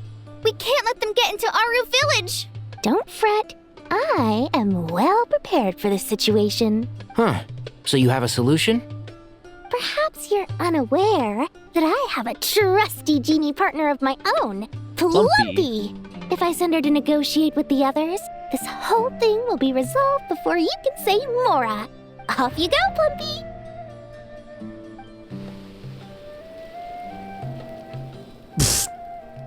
Okay. Oh, there it is. Blub. Come on, what's the holdup? Oh my gosh. 5,000 Mora. Just to pay him? Blub. 20,000 Mora. Blub. 100,000 Mora. Final offer. Oh my gosh. Blub dub. Ah, so she's a hired partner. A mercenary. Oh god, is it even effective? Hired partners are reliable too. Plumpy here is a highly skilled negotiator. You'll see. Just a few words from her and... Blub. Oh god, defeated. Plumpy! Oh my gosh. Oh, this is kind of fits with meta, right? This canon kind of fits with meta, like the lore. Like how Dory's kind of like a low-tier character. Don't you Jinn have any respect for the Oh, rules? man. This was supposed to be a negotiation! How dare you treat my messenger like this? You wanna play rough? You can play at that game! Oh god. Whack. Sting. Slap. Crap. That's sad. Come on, dude. We need reactions. Looks like it's up to us now. Be careful, Collei. Yes, Master. Alright. Wow. Dory. What Useless. How did I pass out? Never mind. Plumpy, it's time for revenge. You know, this reminds me of when you first arrived in Avidia Forest. You were trying to help a child retrieve a lost toy when you stumbled upon Spino Crocodile territory by mistake. Yeah, I remember. Our first time fighting side by side. Ah. Fighting side by side. So that's how they met. I seem to recall swooping in to rescue you with a team of forest rangers. Please stop. Just like we rehearsed. There we go. There's too many of them. I can't believe I used 12 rare items in one battle. Ugh. I shudder to think how this is going to affect this month's accounts. The sight of that glaring deficit might be more than my poor heart can take. Tainari, how's the situation on your end? We held the line, though it was a close call. But it looks like they're preparing for another attack. Has something happened? They've breached our defenses in the south. The Jinn are pouring crap. in. We're moving the villages to the north as we speak. It's a Jinvasion. We're hemmed in. This is getting precarious. Our margin for error just got a lot smaller. That's why we wanted to confirm your status. We need to consider our next move carefully. He needs to consider his hairstyle Bad more news. carefully. Another line of defense has been breached. Collei, go with them and assess the situation. Dory and I will hold the line here. But Master, even with 3 of us, we barely managed to. This is not a discussion, Collei. Don't worry about us. She clearly still has plenty of tricks left up her sleeve. Wait, you can't pin all your hopes on me? Oh, great. I've almost run out of the things I brought with me, and the rest is back at the caravan. I should be able to hold out for a little longer, but still... Master! Need any help? Oh, Nicole. Huh? What is it, Collei? Is she gonna be playable? If things continue like this, it won't be long before Aaru village is overrun by Jinn, and the sandstorms are sure to follow in their wake. I do have a plan. but I can't guarantee it will work. I don't care, whoever you are. Please just help us. The only one who can help is you. I am merely here to guide you along the correct path. I am a spirit created at the beginning. I am a flickering illusion. I am the shimmering light that flows from the eyes of the Creator. What do you mean? I am Nicole. Oh. It doesn't matter. You don't need to understand it. Just repeat after me, one line at a time. Watch out! Jinn incoming! Just do it, Collei. I am a spirit created at the beginning.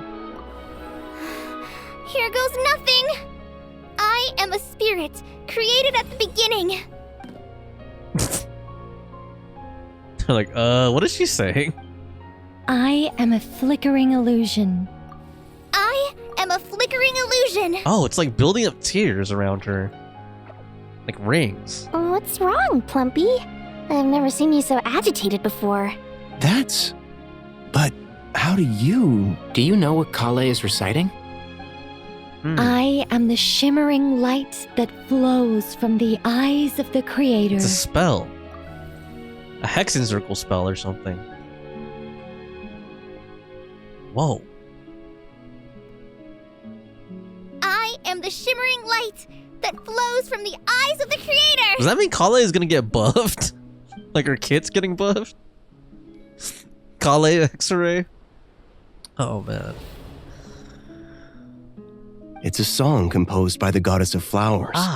But very few records of it remain, even in historical texts. All we have is a few fragments. Is Collei an avid historian? Nope. Not to my knowledge. The Jinn have actually quieted down. Although, no, it's more than that. It looks like they're showing submission. So they're on our side now? Clearly the songs left by the goddess of flowers have a soothing effect on them. At the very least, they're much calmer now. I see Nilu in the background. Really? Let me try. I am a spirit created at the beginning. But it's gonna fail for him. Don't stay away. I'll stop. It seems like the song only works when Collei recites it. But why? Collei. She's also the one who had the premonitions. And she did have Eleazar previously as well. Oh, slashed us. Any luck? Nope. The only way out of here is by brute force, but too much force and the entire ruins might collapse. The mechanism is right outside. Maybe there's a way to... Oh! When I heard that loud rumbling in the distance, I thought the shifting sands had bust open the gates to some ancient treasure vault. Turns out it was just you guys. Who is this? Huh? Jeht? Wait, that sounds like... Is that Jeht? It's been a long while. What? Did you miss me? Okay, so that's what her voice sounds like? That's not what I was expecting, man. She has a really deep, sultry voice. Like, I thought she was gonna be younger sounding. Jeht! Even though she looks like an NPC! Jeht! Benben! Let's save the catching up for later. First, I gotta get you guys out of there. She is one of the most popular NPCs, though. This should be the right mechanism. Benben, can you handle it? Like, I remember she got, like, birthday artwork. Like, official birthday artwork. I think Dunyarzad got that, too, though. There we go. Cool. Reunited with Jeht. Hey. Come on, let's leave this place. Alright, but that's not the outfit I'm wearing. Damn. I think that's the first time we've heard her voice. She was part of an unvoiced world quest, so... Damn. She had a deep voice. Escape Gurabad! Bloom like the flowers in Gurabad. I can't run fast enough as a little lolly. Let me switch to a tall lady. There we go. Maybe she can run faster. Oh, man.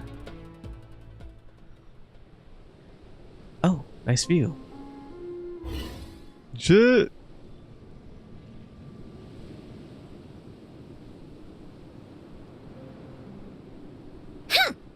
Fatui sure made themselves scarce. It's like they were never here. The Fatui? They came to the desert again? Why is her mouth not moving though? Yep. Come on. No man. idea what they're planning this time. They were being very coy about it. Come on. How have you been, Jeht? Well, since we last met, I've started my own band of mercs. Dude. We've actually made quite a name for ourselves. I mean, I'm glad she's voiced. They could have at least made the mouth, like, it doesn't have to be lip synced. At least make the mouth, like, move. Oh, yeah. Like On a open slightly and different close. note, I have some good news. I finally took care of Masaira. Not much to write home about. It was just another day. Found his hideout. Dragged him out of his cozy little bed. He tried to talk me into seeing his point of view, as usual. But I'm way past that by now. There was nothing he could say to save his life. Damn, cutthroat. So the Masaira chapter has finally come to a close. Remember to wipe the blood off your hands. What about you guys? Bet you'd forgotten all about me and Benben, huh? No, how could we forget? Of course not. We're super duper best friends. Yup. You briefly recount the events of your recent travels to Jeht. Wow.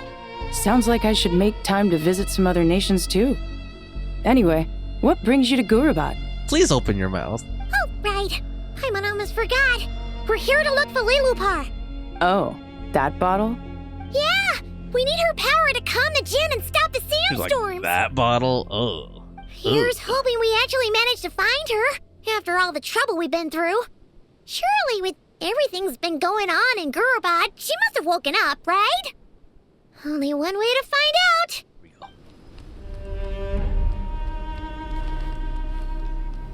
Trigger the chess piece.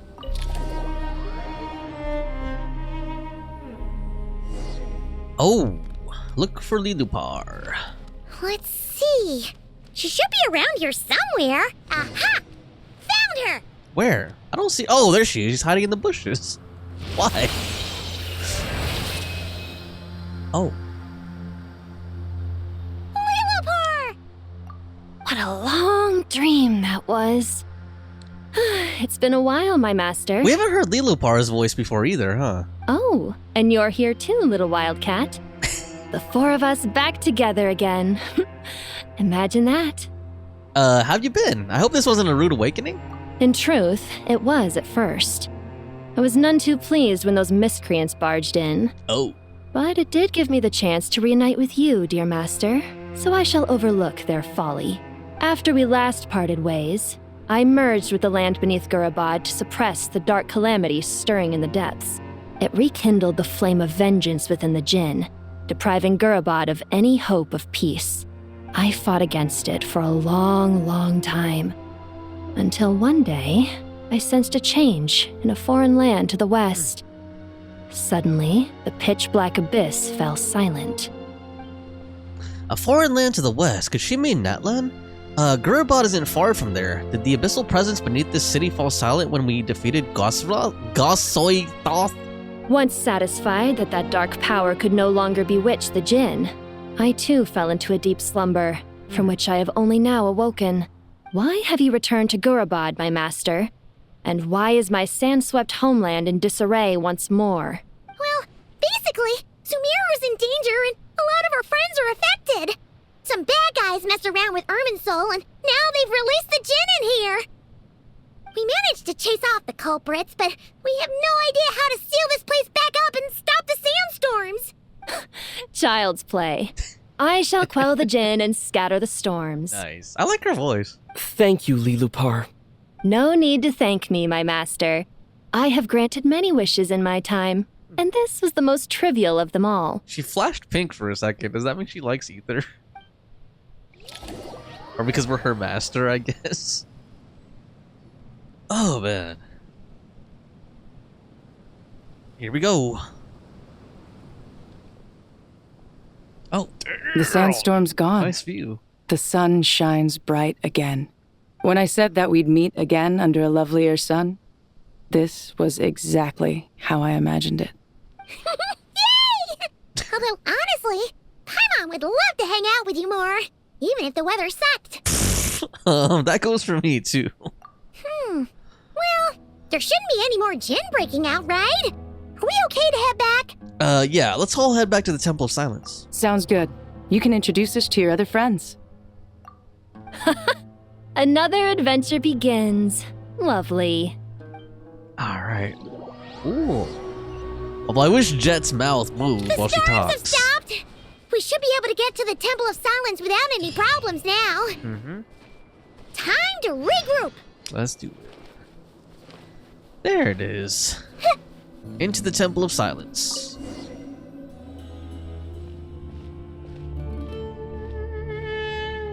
So, this is the Temple of Silence. I've heard the Nagarjanites mention it in passing, but I never imagined it would be this big. It's colossal. I thought the temple moved to the rainforest ages ago. When did they scamper back into the desert? Oh, Power Rangers. I don't know. This plan sounds a little too risky for my liking. Even in King Deshret's day, this was experimental technology.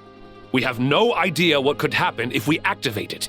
Well, unless you know of another viable alternative for the Akasha terminal, I'm afraid this is our only option. The plan is sound, and the risks are manageable. However, if we are to proceed, we must act quickly. The scale of this project is enormous. Even with Carve, Faruzan, and every other scholar of mechanics working on it full-time, the proposed modifications won't happen overnight. Oh, he looks happy. You're back. Everything all right? Yep. This is our friend Jet. And who are they? Friends of yours? Pretty much everyone in the Temple of Silence is. This guy's Kaveh, and the one next to him is Alhaitham. This guy's Kaveh. Hello, I'm Jet, and this is Liloupar. Oh, a famous name from the history books. Pleased to meet you. A friend of a friend is a friend of mine, as they say. Who's they? Huh? Do people not say that? Not in the desert. Friends you can trust, but friends of friends? Gotta keep an eye on them. Really? Still, I do trust the Traveler's judgment. I'm sure you're good people. The sandstorms have calmed down. I take it the Gurabad problem is resolved? What did you find? You tell everyone what happened in Gurabad. And after getting all smarmy with us, he trapped us there. Luckily, Jet used the mechanism outside to free us, and then we got Liloupar to put a stop to the chaos. Wow. Thanks for being there to help them. So, this mystery man openly admitted that he was merely a Harbinger subordinate. Yeah? Is there something weird about that? Now that he mentions it, it is a little strange. I assume you aren't naive enough to expect answers from an enemy. Well deduced. Our commander, Dottore, died in Nodcry. He was clearly unwilling to answer our questions when we first met, so why would he admit to being Dottore's subordinate later? I think he's trying to throw us off track. Are you wondering about his true identity? Or do you think there's a big conspiracy behind all this? Because we do know Pantalone is a Harbinger himself, but I know that because of leaks and crap. I wouldn't go as far as to call it a conspiracy. Just the simple fact that having someone to shift the blame on tends to prove useful should trouble come knocking later. The most important thing for now is to solve the immediate problem. Perhaps that man knew you wouldn't have the resources to investigate his background and so didn't put much effort into disguising himself. This is all getting a little cryptic for me. I'll let you guys talk while I take a walk with Liloupar. He's like, you guys have fun napping. She literally yawned. Oh, dear. Okay, they seem like they'd get along. Jet? Aren't you with the Blazing Beasts? What a coincidence. Didn't expect to run into you here. Nice. We're mercs. You can run into us anywhere. Who's this with you? Liloupar. So, did you find the solution you were looking for in the Temple of Silence? You bet we did. This place is incredible. It has everything. I bet he's inspired architecturally. So far, we've discussed a plan and verified its feasibility. Building a new system from scratch is out of the question. So our only option is to modify the Akasha using certain resources we hope to find in the mausoleum of King Deshret. How? With what resources? According to certain sources in the Temple of Silence, there is a core device in King Deshret's mausoleum known as Aaru. Little is known about this device in academic circles, which suggests it was hidden quite effectively. If these sources prove correct, the energy contained within Aaru may be sufficient to power our Akasha renovation plan. However, this raises difficult questions regarding technological integration. The sages are still debating it. Yeah, but I'm sure they'll reach a compromise once they've argued it out. The people of the rainforest are always cautious when it comes to desert technology. But times of crisis like this leave us with little choice. Wait, Paimon has a question. Is this the same Aaru we've heard of before? It's sealed off, right? Some sort of prison where the Goat King, Ibis King, and Crocodile King are locked up. Well remembered. Yes, that's exactly right. According to our records, Aaru was the most brilliant creation King Deshret ever conceived of. Built by divine and mortal artisans working together. It was a miraculous accomplishment, and it lies hidden deep within the king's mausoleum to this day. That being said, what Aaru actually does and why it was built, those are deep secrets we are not privy to. Until recently, I wouldn't have been optimistic that the place even exists. The only reason I'm inclined to believe it now is because we heard it from the Ibis King Thoth himself at his temple.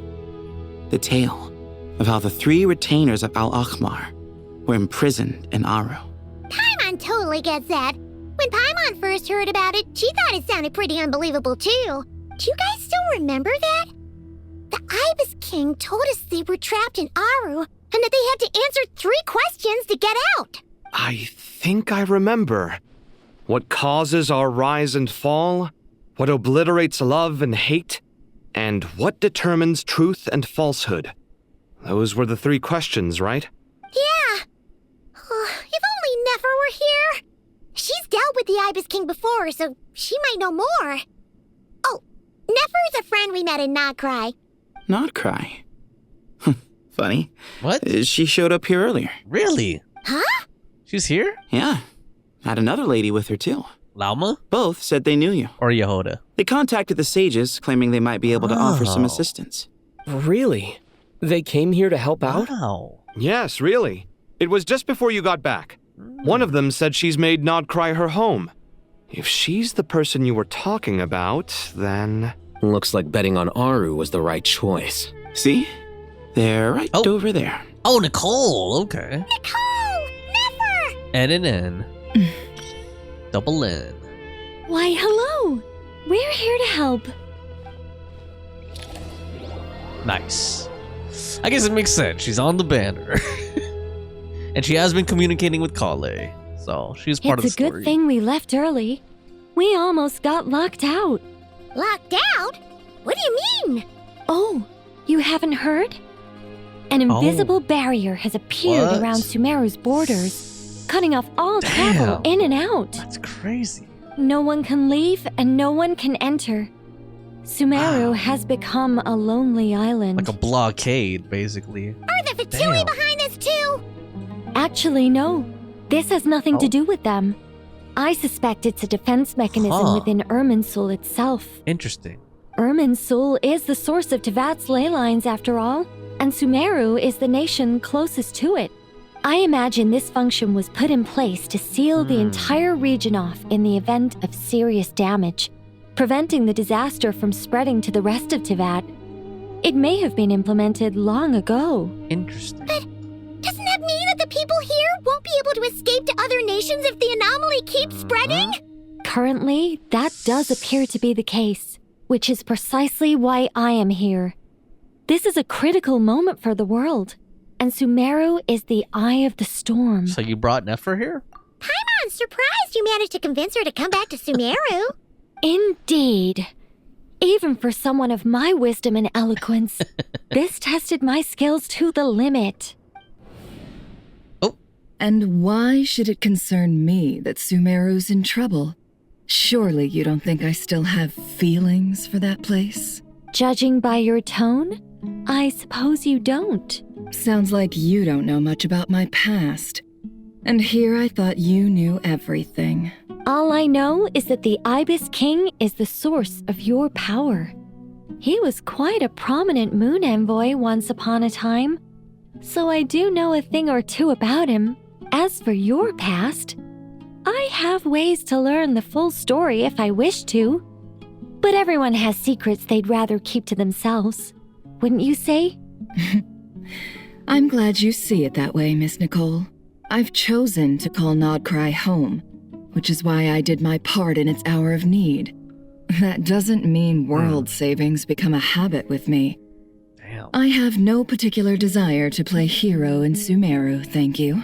I understand. Human emotions do not appear and disappear without cause. There is always a reason to be found behind both salvation and destruction. Still, if time has taught me anything, it's that human emotions are often complex and in conflict. That's why people change their minds about things all the time. But that's where we angels come in. Our duty, ultimately, is to guide people towards their deepest, truest desires and help bring them to fruition. So I wish to hear about your past, because I do not believe you are motivated by hatred alone. And if we still arrive at different conclusions in the end, that's okay. I refuse. Wait. Damn. What? But I set the atmosphere and everything. Isn't this supposed to be the moment when we finally open up to one another? She's like, that's not how stories are supposed to go, right? Is it? Maybe I'm not so good at reading the atmosphere. Damn. You're right, Nicole. There's more to me than just hatred. Had it consumed me, I'd be left stuck in the past forever, never living in the present. But I don't think that your guidance can change my mind. The all-consuming sands, the bloodshed, both deserved and undeserved. Those old emotions cling to me like a shadow. Do you wish to shake them off? No. I hope to remember them forever. Those emotions and memories shaped me into the person I am today. They'll always be a part of me. In that case, would you like to hear my perspective, at least? Sure. It's not every day you get to hear an angel's opinion. Touched by an angel. A long time ago, when the angels still walked freely upon the earth, I found life tedious. Monotonous work, lukewarm relationships. Things weren't nearly as interesting as they are now. And yet, since the angel's demise, I have found myself missing those days on more than one occasion. Really? Human emotions are often attached to a person, a place, or an object. When those things are gone, the memories quickly fade, and the emotions slip away along with them. If Sumeru were destroyed, both rainforest and desert would be no more. With the object of your hatred wiped from existence, it would not take long for the memories buried deep in your heart to slowly fade. Both love and hate are intense emotions, but they are nothing compared to the void left behind when they disappear. Most sophisticated, Miss Nicole. But anyone focused on the future could only ever applaud the destruction of the things they hate. Still, I'm a special case. Someone once told me that human memory is more selective than a Mora-hungry merchant choosing between customers. We all need a reality check once in a while, so we don't forget the truth. As much as I dislike Sumeru, this is no way for it to perish.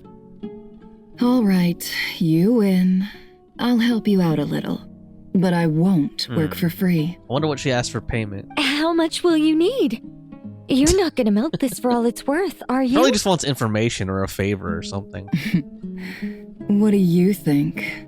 I'll be upfront with you. I don't have much more on me. If that's what you need, I could borrow some from Alice. Or perhaps I could pay in sculptures. The ones I carve are actually worth quite a lot. Maybe she would go for a sculpture. Just cover my travel expenses. That's it? Huh? Is that all? Oh. That's all. I thought she would ask for, like, information or something like that, you know? Given all the people I owe favors to, I can just about justify a trip to Sumeru. Does that mean she's doing it as a favor for us or something? Yehoda! Uh-oh. Here, boss! What do you need? I'm going back to Sumeru for a while. While I'm away, you'll be in charge of the curatorium. Me? I'm in charge? Whoa. Don't worry, boss. You can count on me.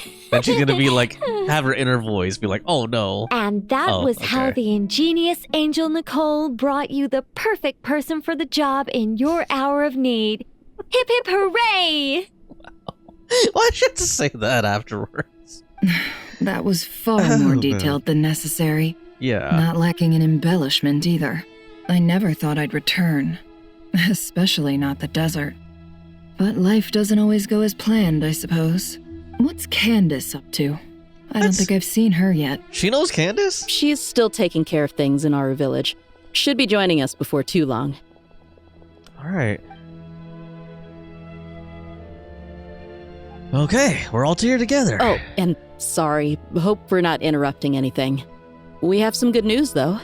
We're planning to go to the mausoleum of King Deshret to look for the legendary Aaru, then use it to try and restore the Akasha system.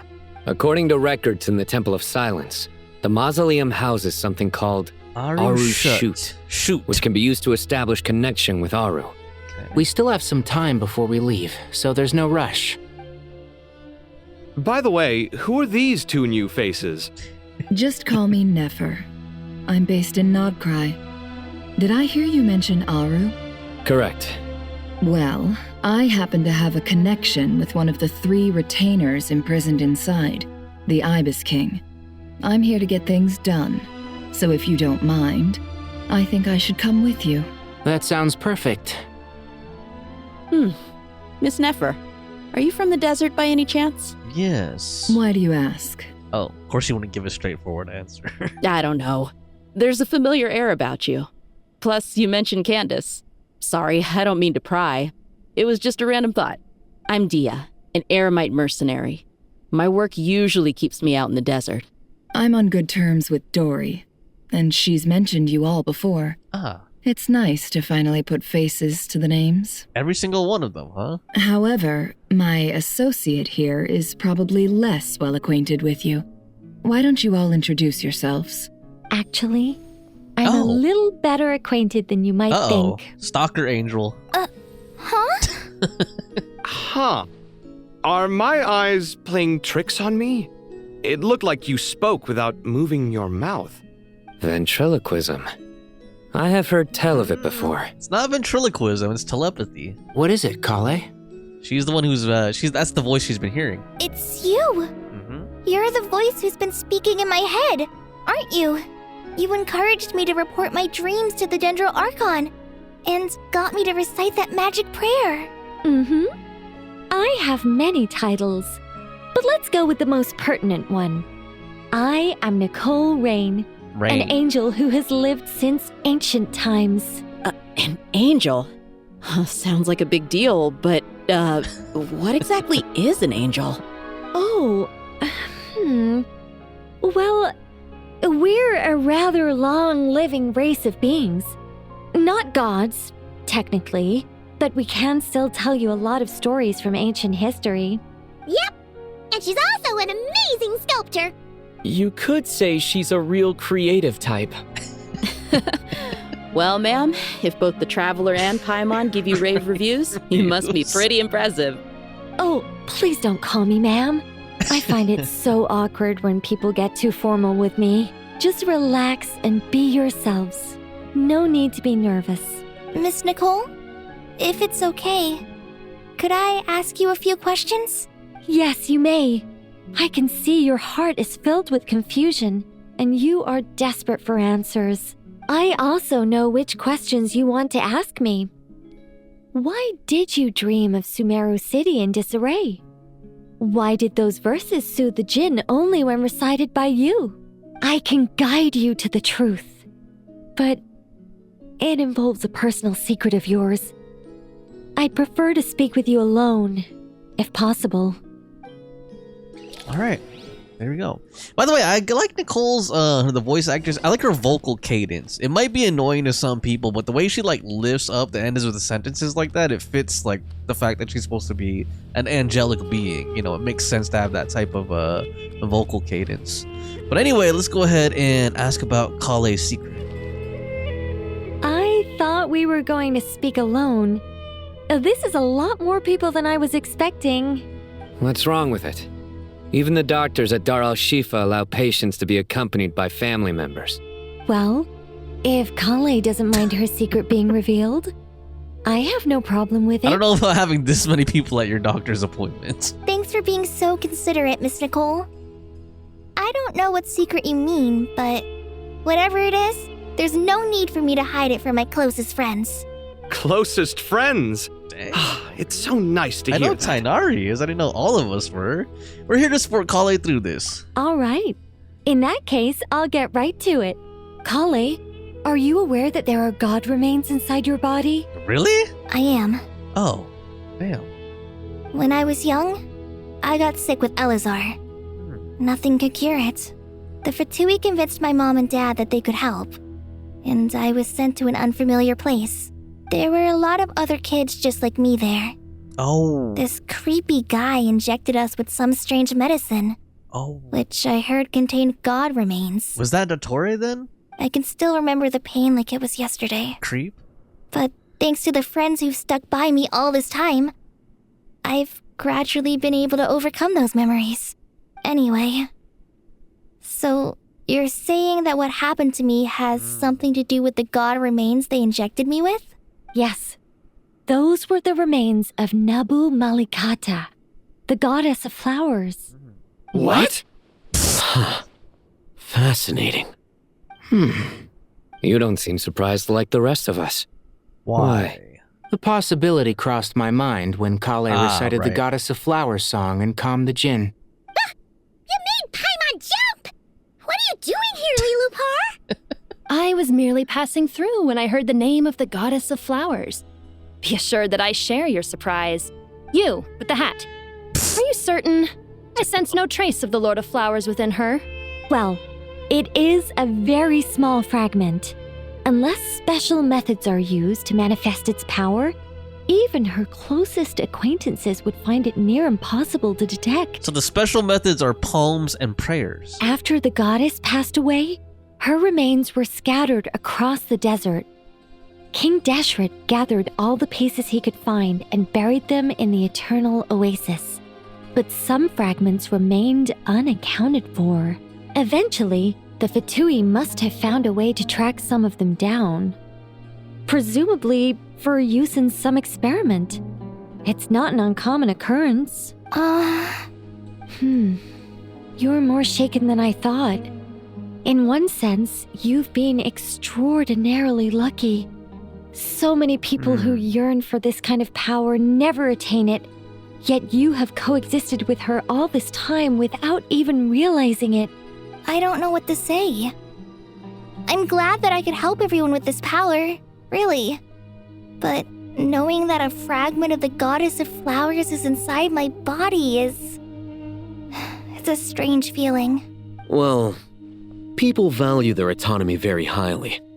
Even a well-intentioned intruder can shake one's sense of self. I understand how you feel, Collei. But once you get used to it, you'll find it's nothing to be concerned about. I guess you of all people have a good reason to speak on this. 2 good reasons, in fact.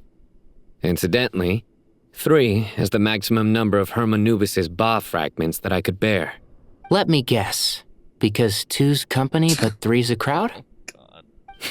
Puns. Thanks for helping to explain the joke, Tainari. Not my intention. I mean the joke, not a pun, a joke. Goddess preserve me. I should take my leave. This boy in his wolf's head hat speaks much too differently from the Hermanubis I remember. She turned blue. Oh, man. Collei, all I'm trying to say is, no matter how many Hermanubis fragments there are within me, you wouldn't think of me as Hermanubis. In the same way, you are simply you. Right. Yeah, I know what you mean. So about that dream I had, was it a warning from the Goddess of Flowers? Yes. Just like me, she was an angel created by the primordial humans, born with the instinct to guide living beings. Though her body and soul have perished, her essence retains its natural instincts. Even her smallest remaining fragments would do their utmost to send you that warning. The Mother of Dreams? Lord of flowers and oases? She must have had a premonition. That is why she gave that dream to you. We won't let our efforts go to waste, but I still don't understand. Why me? Yes. Why indeed? You weren't the only one injected with god remains, but only in you have her fragments persisted. Why? I suspect it may be because of the firm will you showed in the face of suffering. She was likely assimilated by that will. Of course, this doesn't mean you have to shoulder any extra responsibility. As this young man said, you are who you are, and that will not change. Young man. All right. Any further questions Sino. from the family members of the patient? If not, we should head to the mausoleum of King Deshret. Let's do it. Let's move out. Time to put our plan into action. We all hope it'll work. But will we really be able to open Aaru? And even if all 7 pillars of King Deshret agree to let us proceed, the scale of the work to follow is daunting to say the least. Haven't you handled other big projects before? I mean, the biggest project I've worked on to date is probably the Palace of Alcazarzaray, I guess? But this is orders of magnitude beyond that. It's a total nightmare. Look on the bright side. At least this time you're actually here when Sumeru needs you most. You won't have to come asking me for details after the I'll fact. hate them. Stop rage baiting. Mock me all you want. But now that I'm here, things will be resolved far more quickly and smoothly than He last just like time. triggering Kaveh to get angry. Kave's self-doubt disappeared in an instant. Like magic. Well, this confidence is most gladdening. Now, go and pack your things. We'll head to the mausoleum as soon as you're ready. Oh, Miss Nicole. I heard you're a very talented sculptor. Is that true? Oh, I don't know. I wouldn't want to blow my own trumpet. What do you want to blow? Honestly, even though Kasharawar is man. best known for its focus on mechanics, plenty of Kasharawar scholars are quite serious about sculpting as a hobby. So if they rate your work, that's enough for us. We just have to take a look. Who's we? Myself and a few other scholars. Kashif, Daneshvar, come take a look. Oh, well, if you insist, I suppose there's no harm in showing you. Oh? We're just gonna sculpt. Whoa! Oh, a squirrel, of course. Whoa!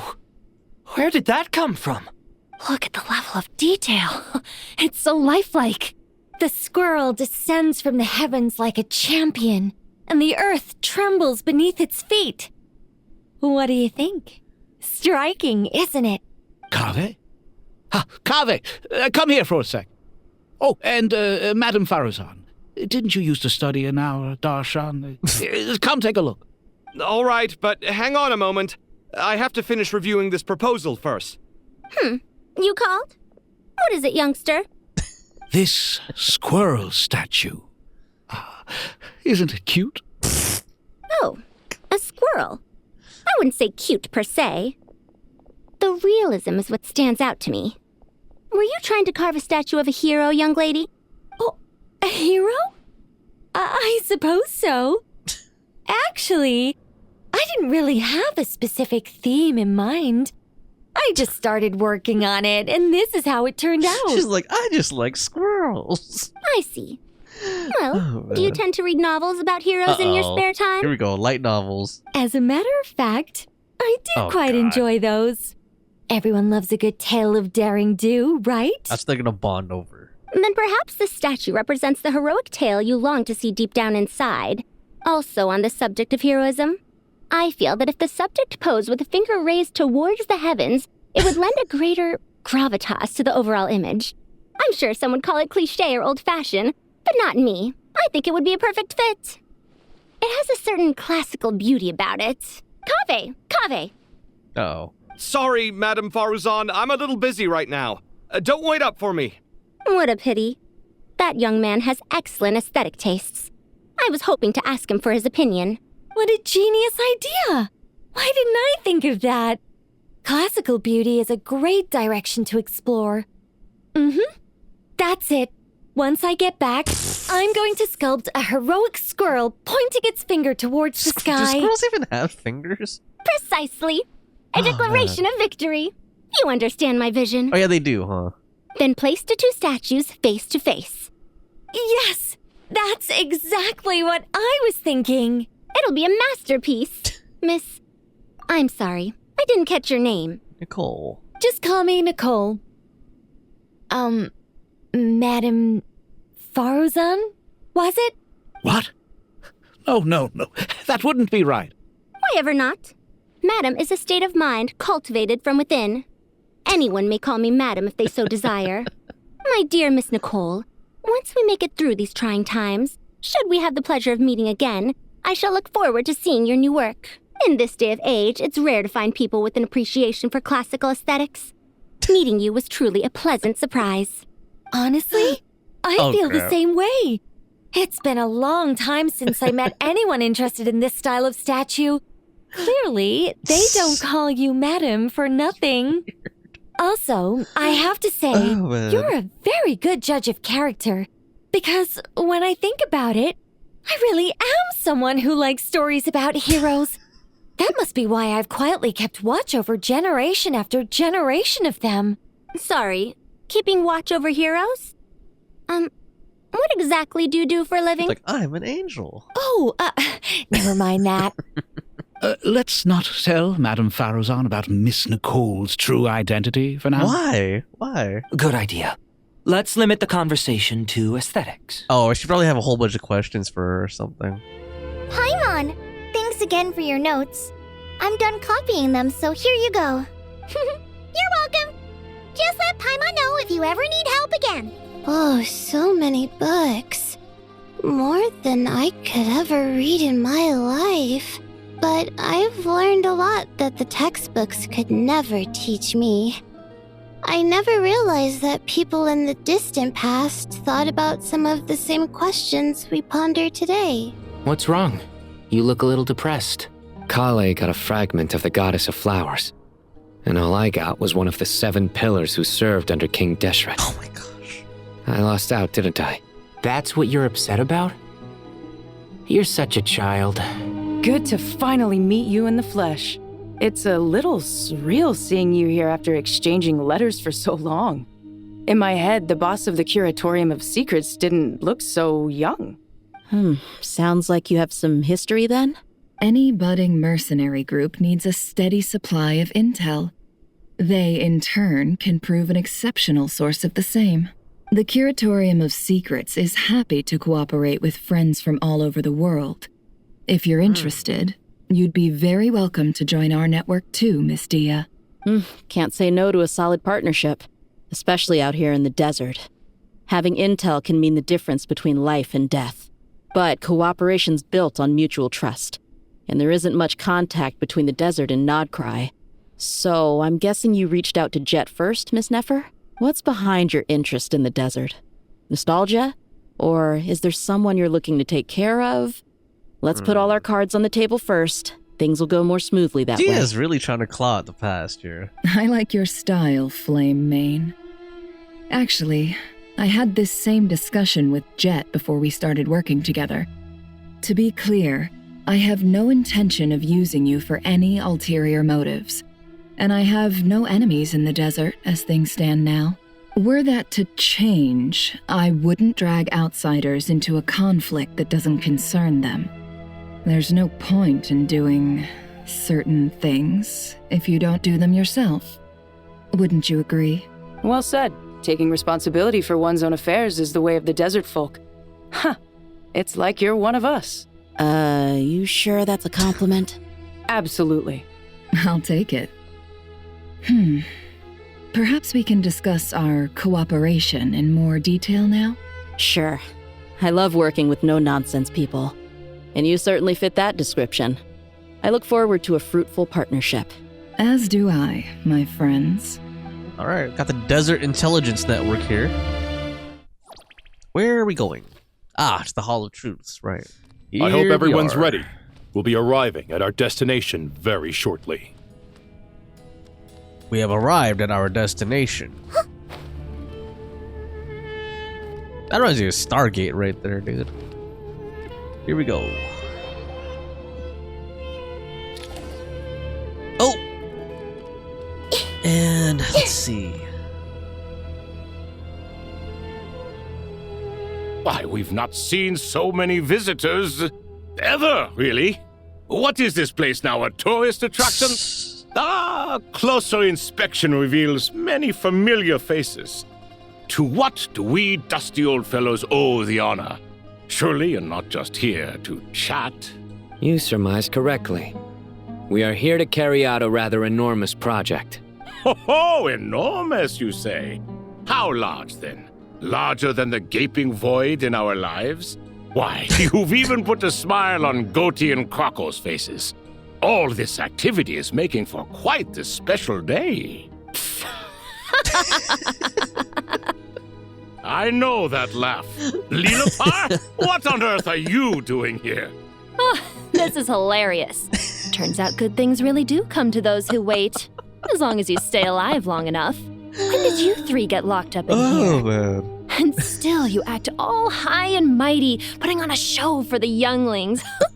Truly hysterical. Why, you... Yes, I know, no need to shout. You're right, Liloupar. Goatee, Crocco, and I all have the same problem. But didn't King Deshret seal you away? How did you break free, and how did you get in here? Who knows? Perhaps you can ask my master one day, should you ever get the chance. Behold, the executioners of old. Some have turned into fragments residing in human bodies, and others are imprisoned eternally, leaving not a single shard behind. It's almost tragic, watching lowly prisoners like you act all self-important. Curiosity gnaws at you, doesn't it?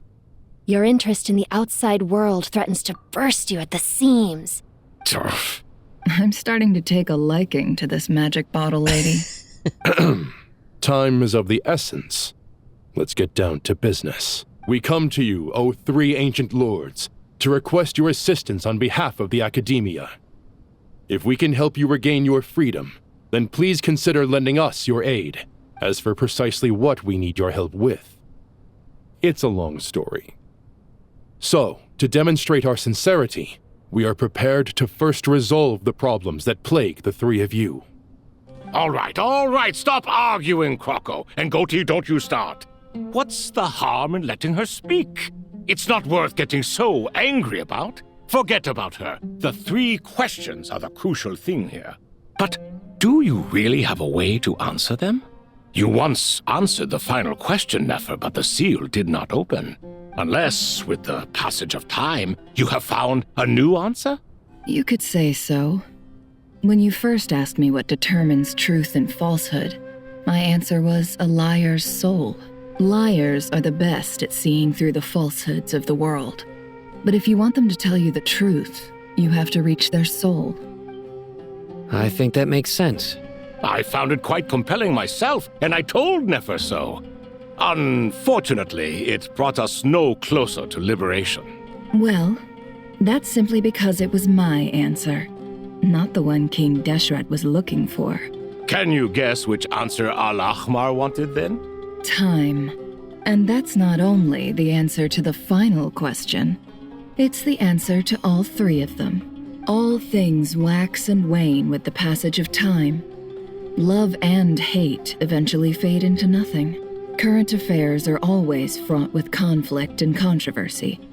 Only time can distinguish between right and wrong. You once described King Deshret as a proud man.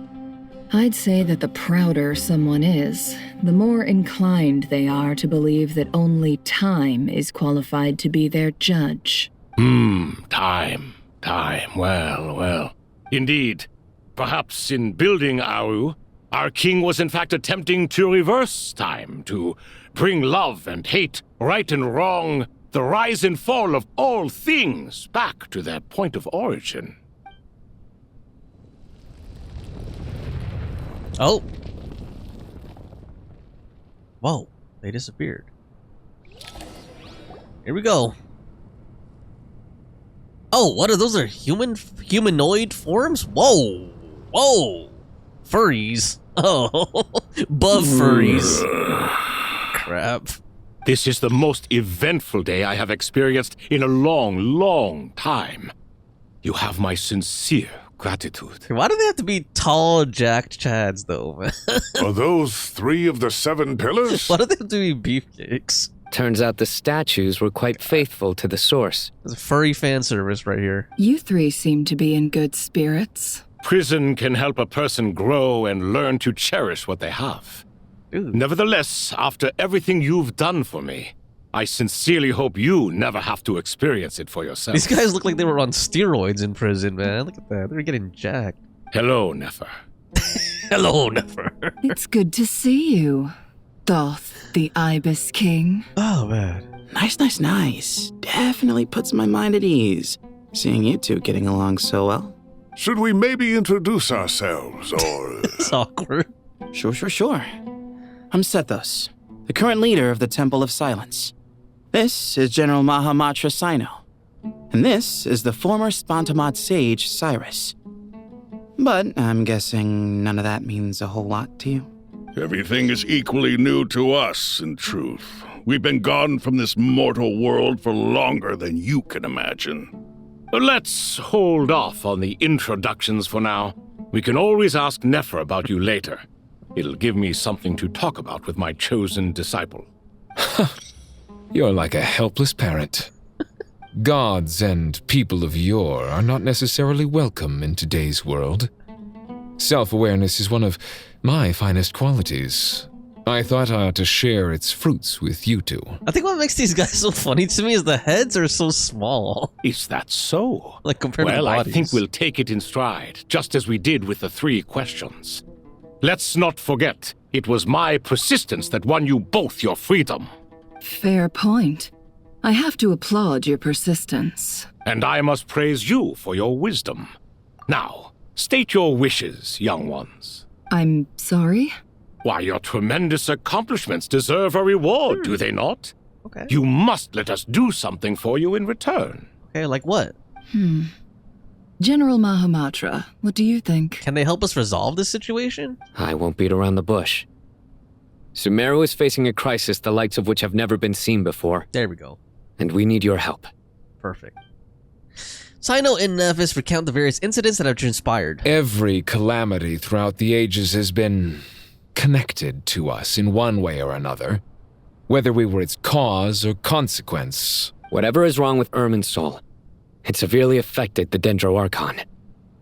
She fell into a coma and is currently receiving treatment from the Dendro Dragon. The Dendro Dragon? I'm sorry, the Dendro Dragon is helping to heal the Dendro Archon? Yup, you heard that right. Not Apep, surely. Not vicious, cruel Apep, who possesses no virtues aside from her basic instincts. Oh, good heavens. I shudder to think what could have caused Lesser Lord Kusanali to suffer such a plight. Still, why would the Dendro Dragon lend you her aid? She has always held nothing but contempt for the Archons. I suppose she and Kusanali must have some history. She owed us a favor. You can help us make history too. Smooth talker. Well said, lad. Currently, no one can connect to Irminsul. We hope that by opening up Aaru and making some modifications to it, we can use its technology to our advantage. Unfortunately, Aaru is an imperfect creation. King Deshret never managed to realize his full vision before his death. Much remains to be done if it is to be pitted against Irminsul itself. Besides, I hear your reasons, but to give Aaru up over such would be... The archaeological records clearly indicate that although Aaru's construction took a long time, it was not beyond human means to achieve. Modern technology should solve the efficiency issues. We have no choice but to go all in on this. This is by no means a threat. But the only reason we helped you escape from Aaru was to gain the necessary leverage to negotiate with you. You asked us to state our wishes, and we have. Each one of us here needs your help, as do all the thousands of people living in Sumeru. They need you, and they need Aaru. What do we think, my fellow old fogies? Shall we lend our support or not? Since you ask so nicely, naturally. Naturally what? Are you for or against? I simply mean we shall do what comes naturally. You claim that you wish to open Aaru. Know you then that the golden slumber created by King Deshret is preserved within? We do. We understand the risks involved. In all likelihood, the mortal world will never again be able to replicate King Deshret's work. Never will there be another chance to come so close to creating a utopia. Knowing this, are you sure of your decision? We are sure. Before people can dream, they must first live. If your minds are made up, very well. We shall summon our erstwhile colleagues to discuss this further. Saint Shezepank, Saint Bennu. Once you surrendered to silence and were buried with King Deshret. But now, we invoke the right to awaken you with our voices. I know Hoyo's never gonna do it, but I wish one of these guys would become playable.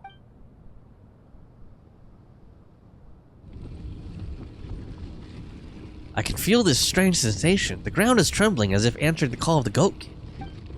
The goat. Saint Bennu, responding to your call. 3 kings detected. Initiating autonomous will. Damn, they sound like robots. Saint Shezepank, responding to your call. 3 kings detected. Initiating autonomous will. Ah, Lord Heryshaf.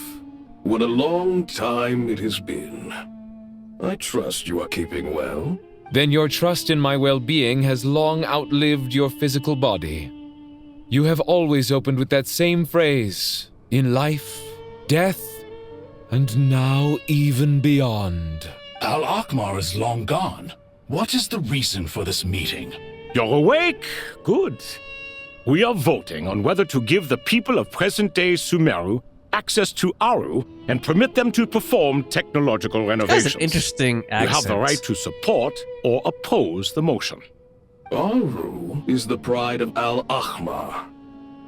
Opening Aaru requires the unanimous consent of the 7 pillars. I hope you have a convincing reason to present to us. Sumeru is currently in the midst of a major calamity. Let us not forget that while Al-Akhmar was a stern ruler, he was also a teacher of wisdom. A god without his people shall cease to exist, and King Deshret's greatest wish was to provide protection for his people. Let us then honor our God King's wishes as we consider our decision. I do not mean to mock these proceedings, but what is the point of a unanimous vote when we know that the last of the 7 pillars, the Dendro dragon Apep, will never communicate with us? This will no doubt surprise your mechanical mind, and I have no intention of trying to persuade you it is true. But Apep is, in fact, healing the Dendro Archon as we speak. Huh? Can someone attest to this? Do we have any proof? We are witnesses. I ask the 3 kings. Can any of you vouch for the truth of this claim? Naturally, the Ibis King, Thoth. What? It was Thoth's disciples who revealed the truth to us. We need not debate its veracity. Simply let Thoth bear accountability. That way the rest of us may have a clear conscience. Heryshaf, you diabolical fiend! I awakened our former colleagues for you, supported your opinion, and backed your decision. What sort of fiend would do that? I miss the days when Hermanubis was still around. At times like this, he would offer to take accountability. What are you trying to say? Is my word worth less to you than Hermanubis's? Hypocrite though you are, Lord Thoth, you are humorous in equal measure. How could we bear not to associate with a character such as you? I, Saint Shezepank, approve the Goat King's proposal. Since King Deshret is no more, we shall receive no reprimand for acting beyond our remit. Nevertheless, I sincerely hope that those before us understand the significance of what they intend to do. Remember, the moment that Aaru is liberated, the myriad souls residing within the golden slumber will return to the ley lines. And once the ley lines flow again, these souls shall in turn be received by Irminsul. To take this step is to bring the perfect afterlife created by our king to a permanent end. We understand that well, and we have decided to proceed regardless. Furthermore, the contemporary human perspective would contend that confining souls in this way is no act of benevolence. The deceased have a right to rest in peace. King Deshret's creation is clearly a place of rest and peace. It is just that many do not see it this way. But no matter. Saint Benu approves. Hermanubis' representative and the Dendro Dragon Apep made their choice ahead of time, while the Goat King, Ibis King, and Crocodile King have also granted permission to liberate Aaru. By the grace of His Majesty, guided by his wisdom and will, let the gates of Aaru be reopened. Jeez. Here we go. All that, man. All that. Finally, the payoff. Let's go.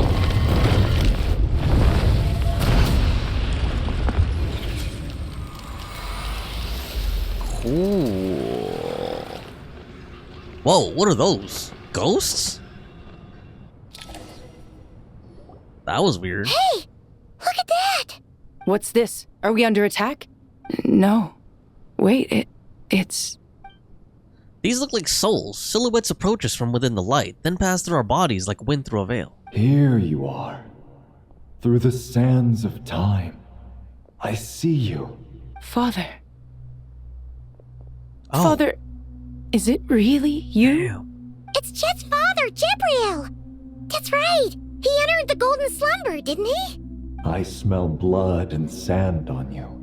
You've grown, strong as a wild beast, and without shedding a tear.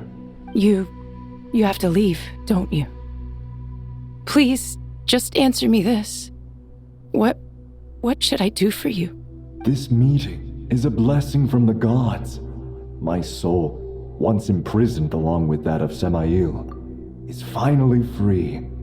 I am truly grateful for the chance to see you again. That the dead should meet the living is itself a miracle. One brief, precious moment is enough. Enough to set my heart at ease. Do not weep for me, Jet. I know you will accomplish many great things in your life. You will go further and climb higher than I ever did.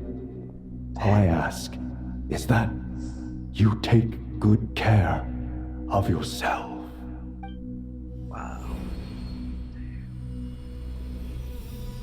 Oh! Why did he turn into a bird? Oh, they all turned into birds. Father! Father! Father. Hey, Jet. Do you want something to eat? Maybe it'll help you feel better. I'm fine.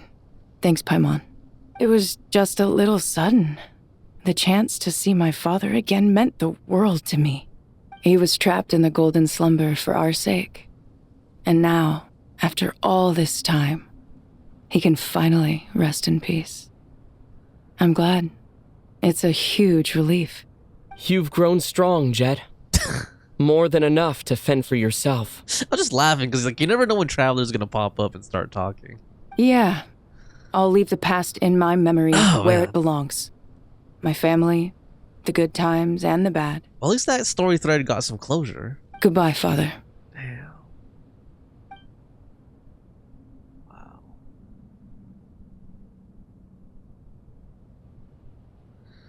Alright. All the souls disappeared. Ah, me, what a touching reunion that was. It seems we did a good deed today. We three retainers, once imprisoned for our iniquity, are surely the least qualified to judge whether this deed is good or bad. Either way, Aaru is open. Now you have your opportunity, and with it, whatever trouble may ensue. All right, let's do this. Although Aaru was created by a god, human craftsmanship was nevertheless required to build the gate that connects it to this world. Perhaps the relationship between gods and humanity follows a similar principle. As for your proposed renovations, we cannot determine which functions to keep or discard. Proceed as you see fit, but please entrust the task to your most accomplished scholars, or Bennu will be most displeased. It matters not. The Ibis King shall be accountable if any problems arise. Ibis, you chose to take on disciples, and so it follows that you must accept the risks of associating with humans. If I'd known you'd be like this, I would have locked all of you away in Aaru, never to leave again for all eternity. All of us? What does this have to do with me? Vilify me no further. Scholars, since you have liberated Aaru, allow me to present you with a gift.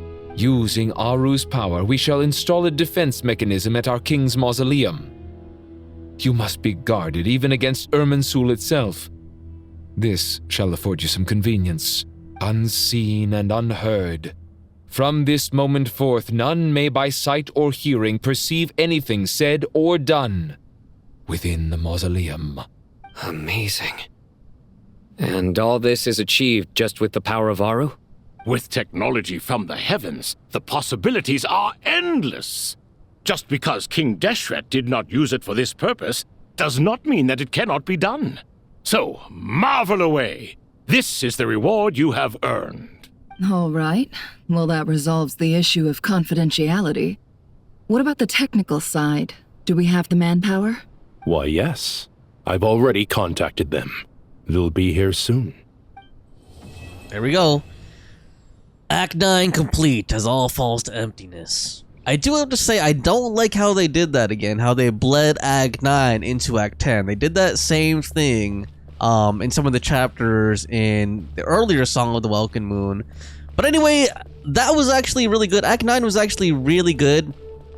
They didn't really start losing me until we got to the Thoth part, but what helped was that those guys were really quirky and kind of funnier in their own way. But anyway, I'm going to leave it there. Let me know what you guys think of Act 9 of the Song of the Welkin Moon.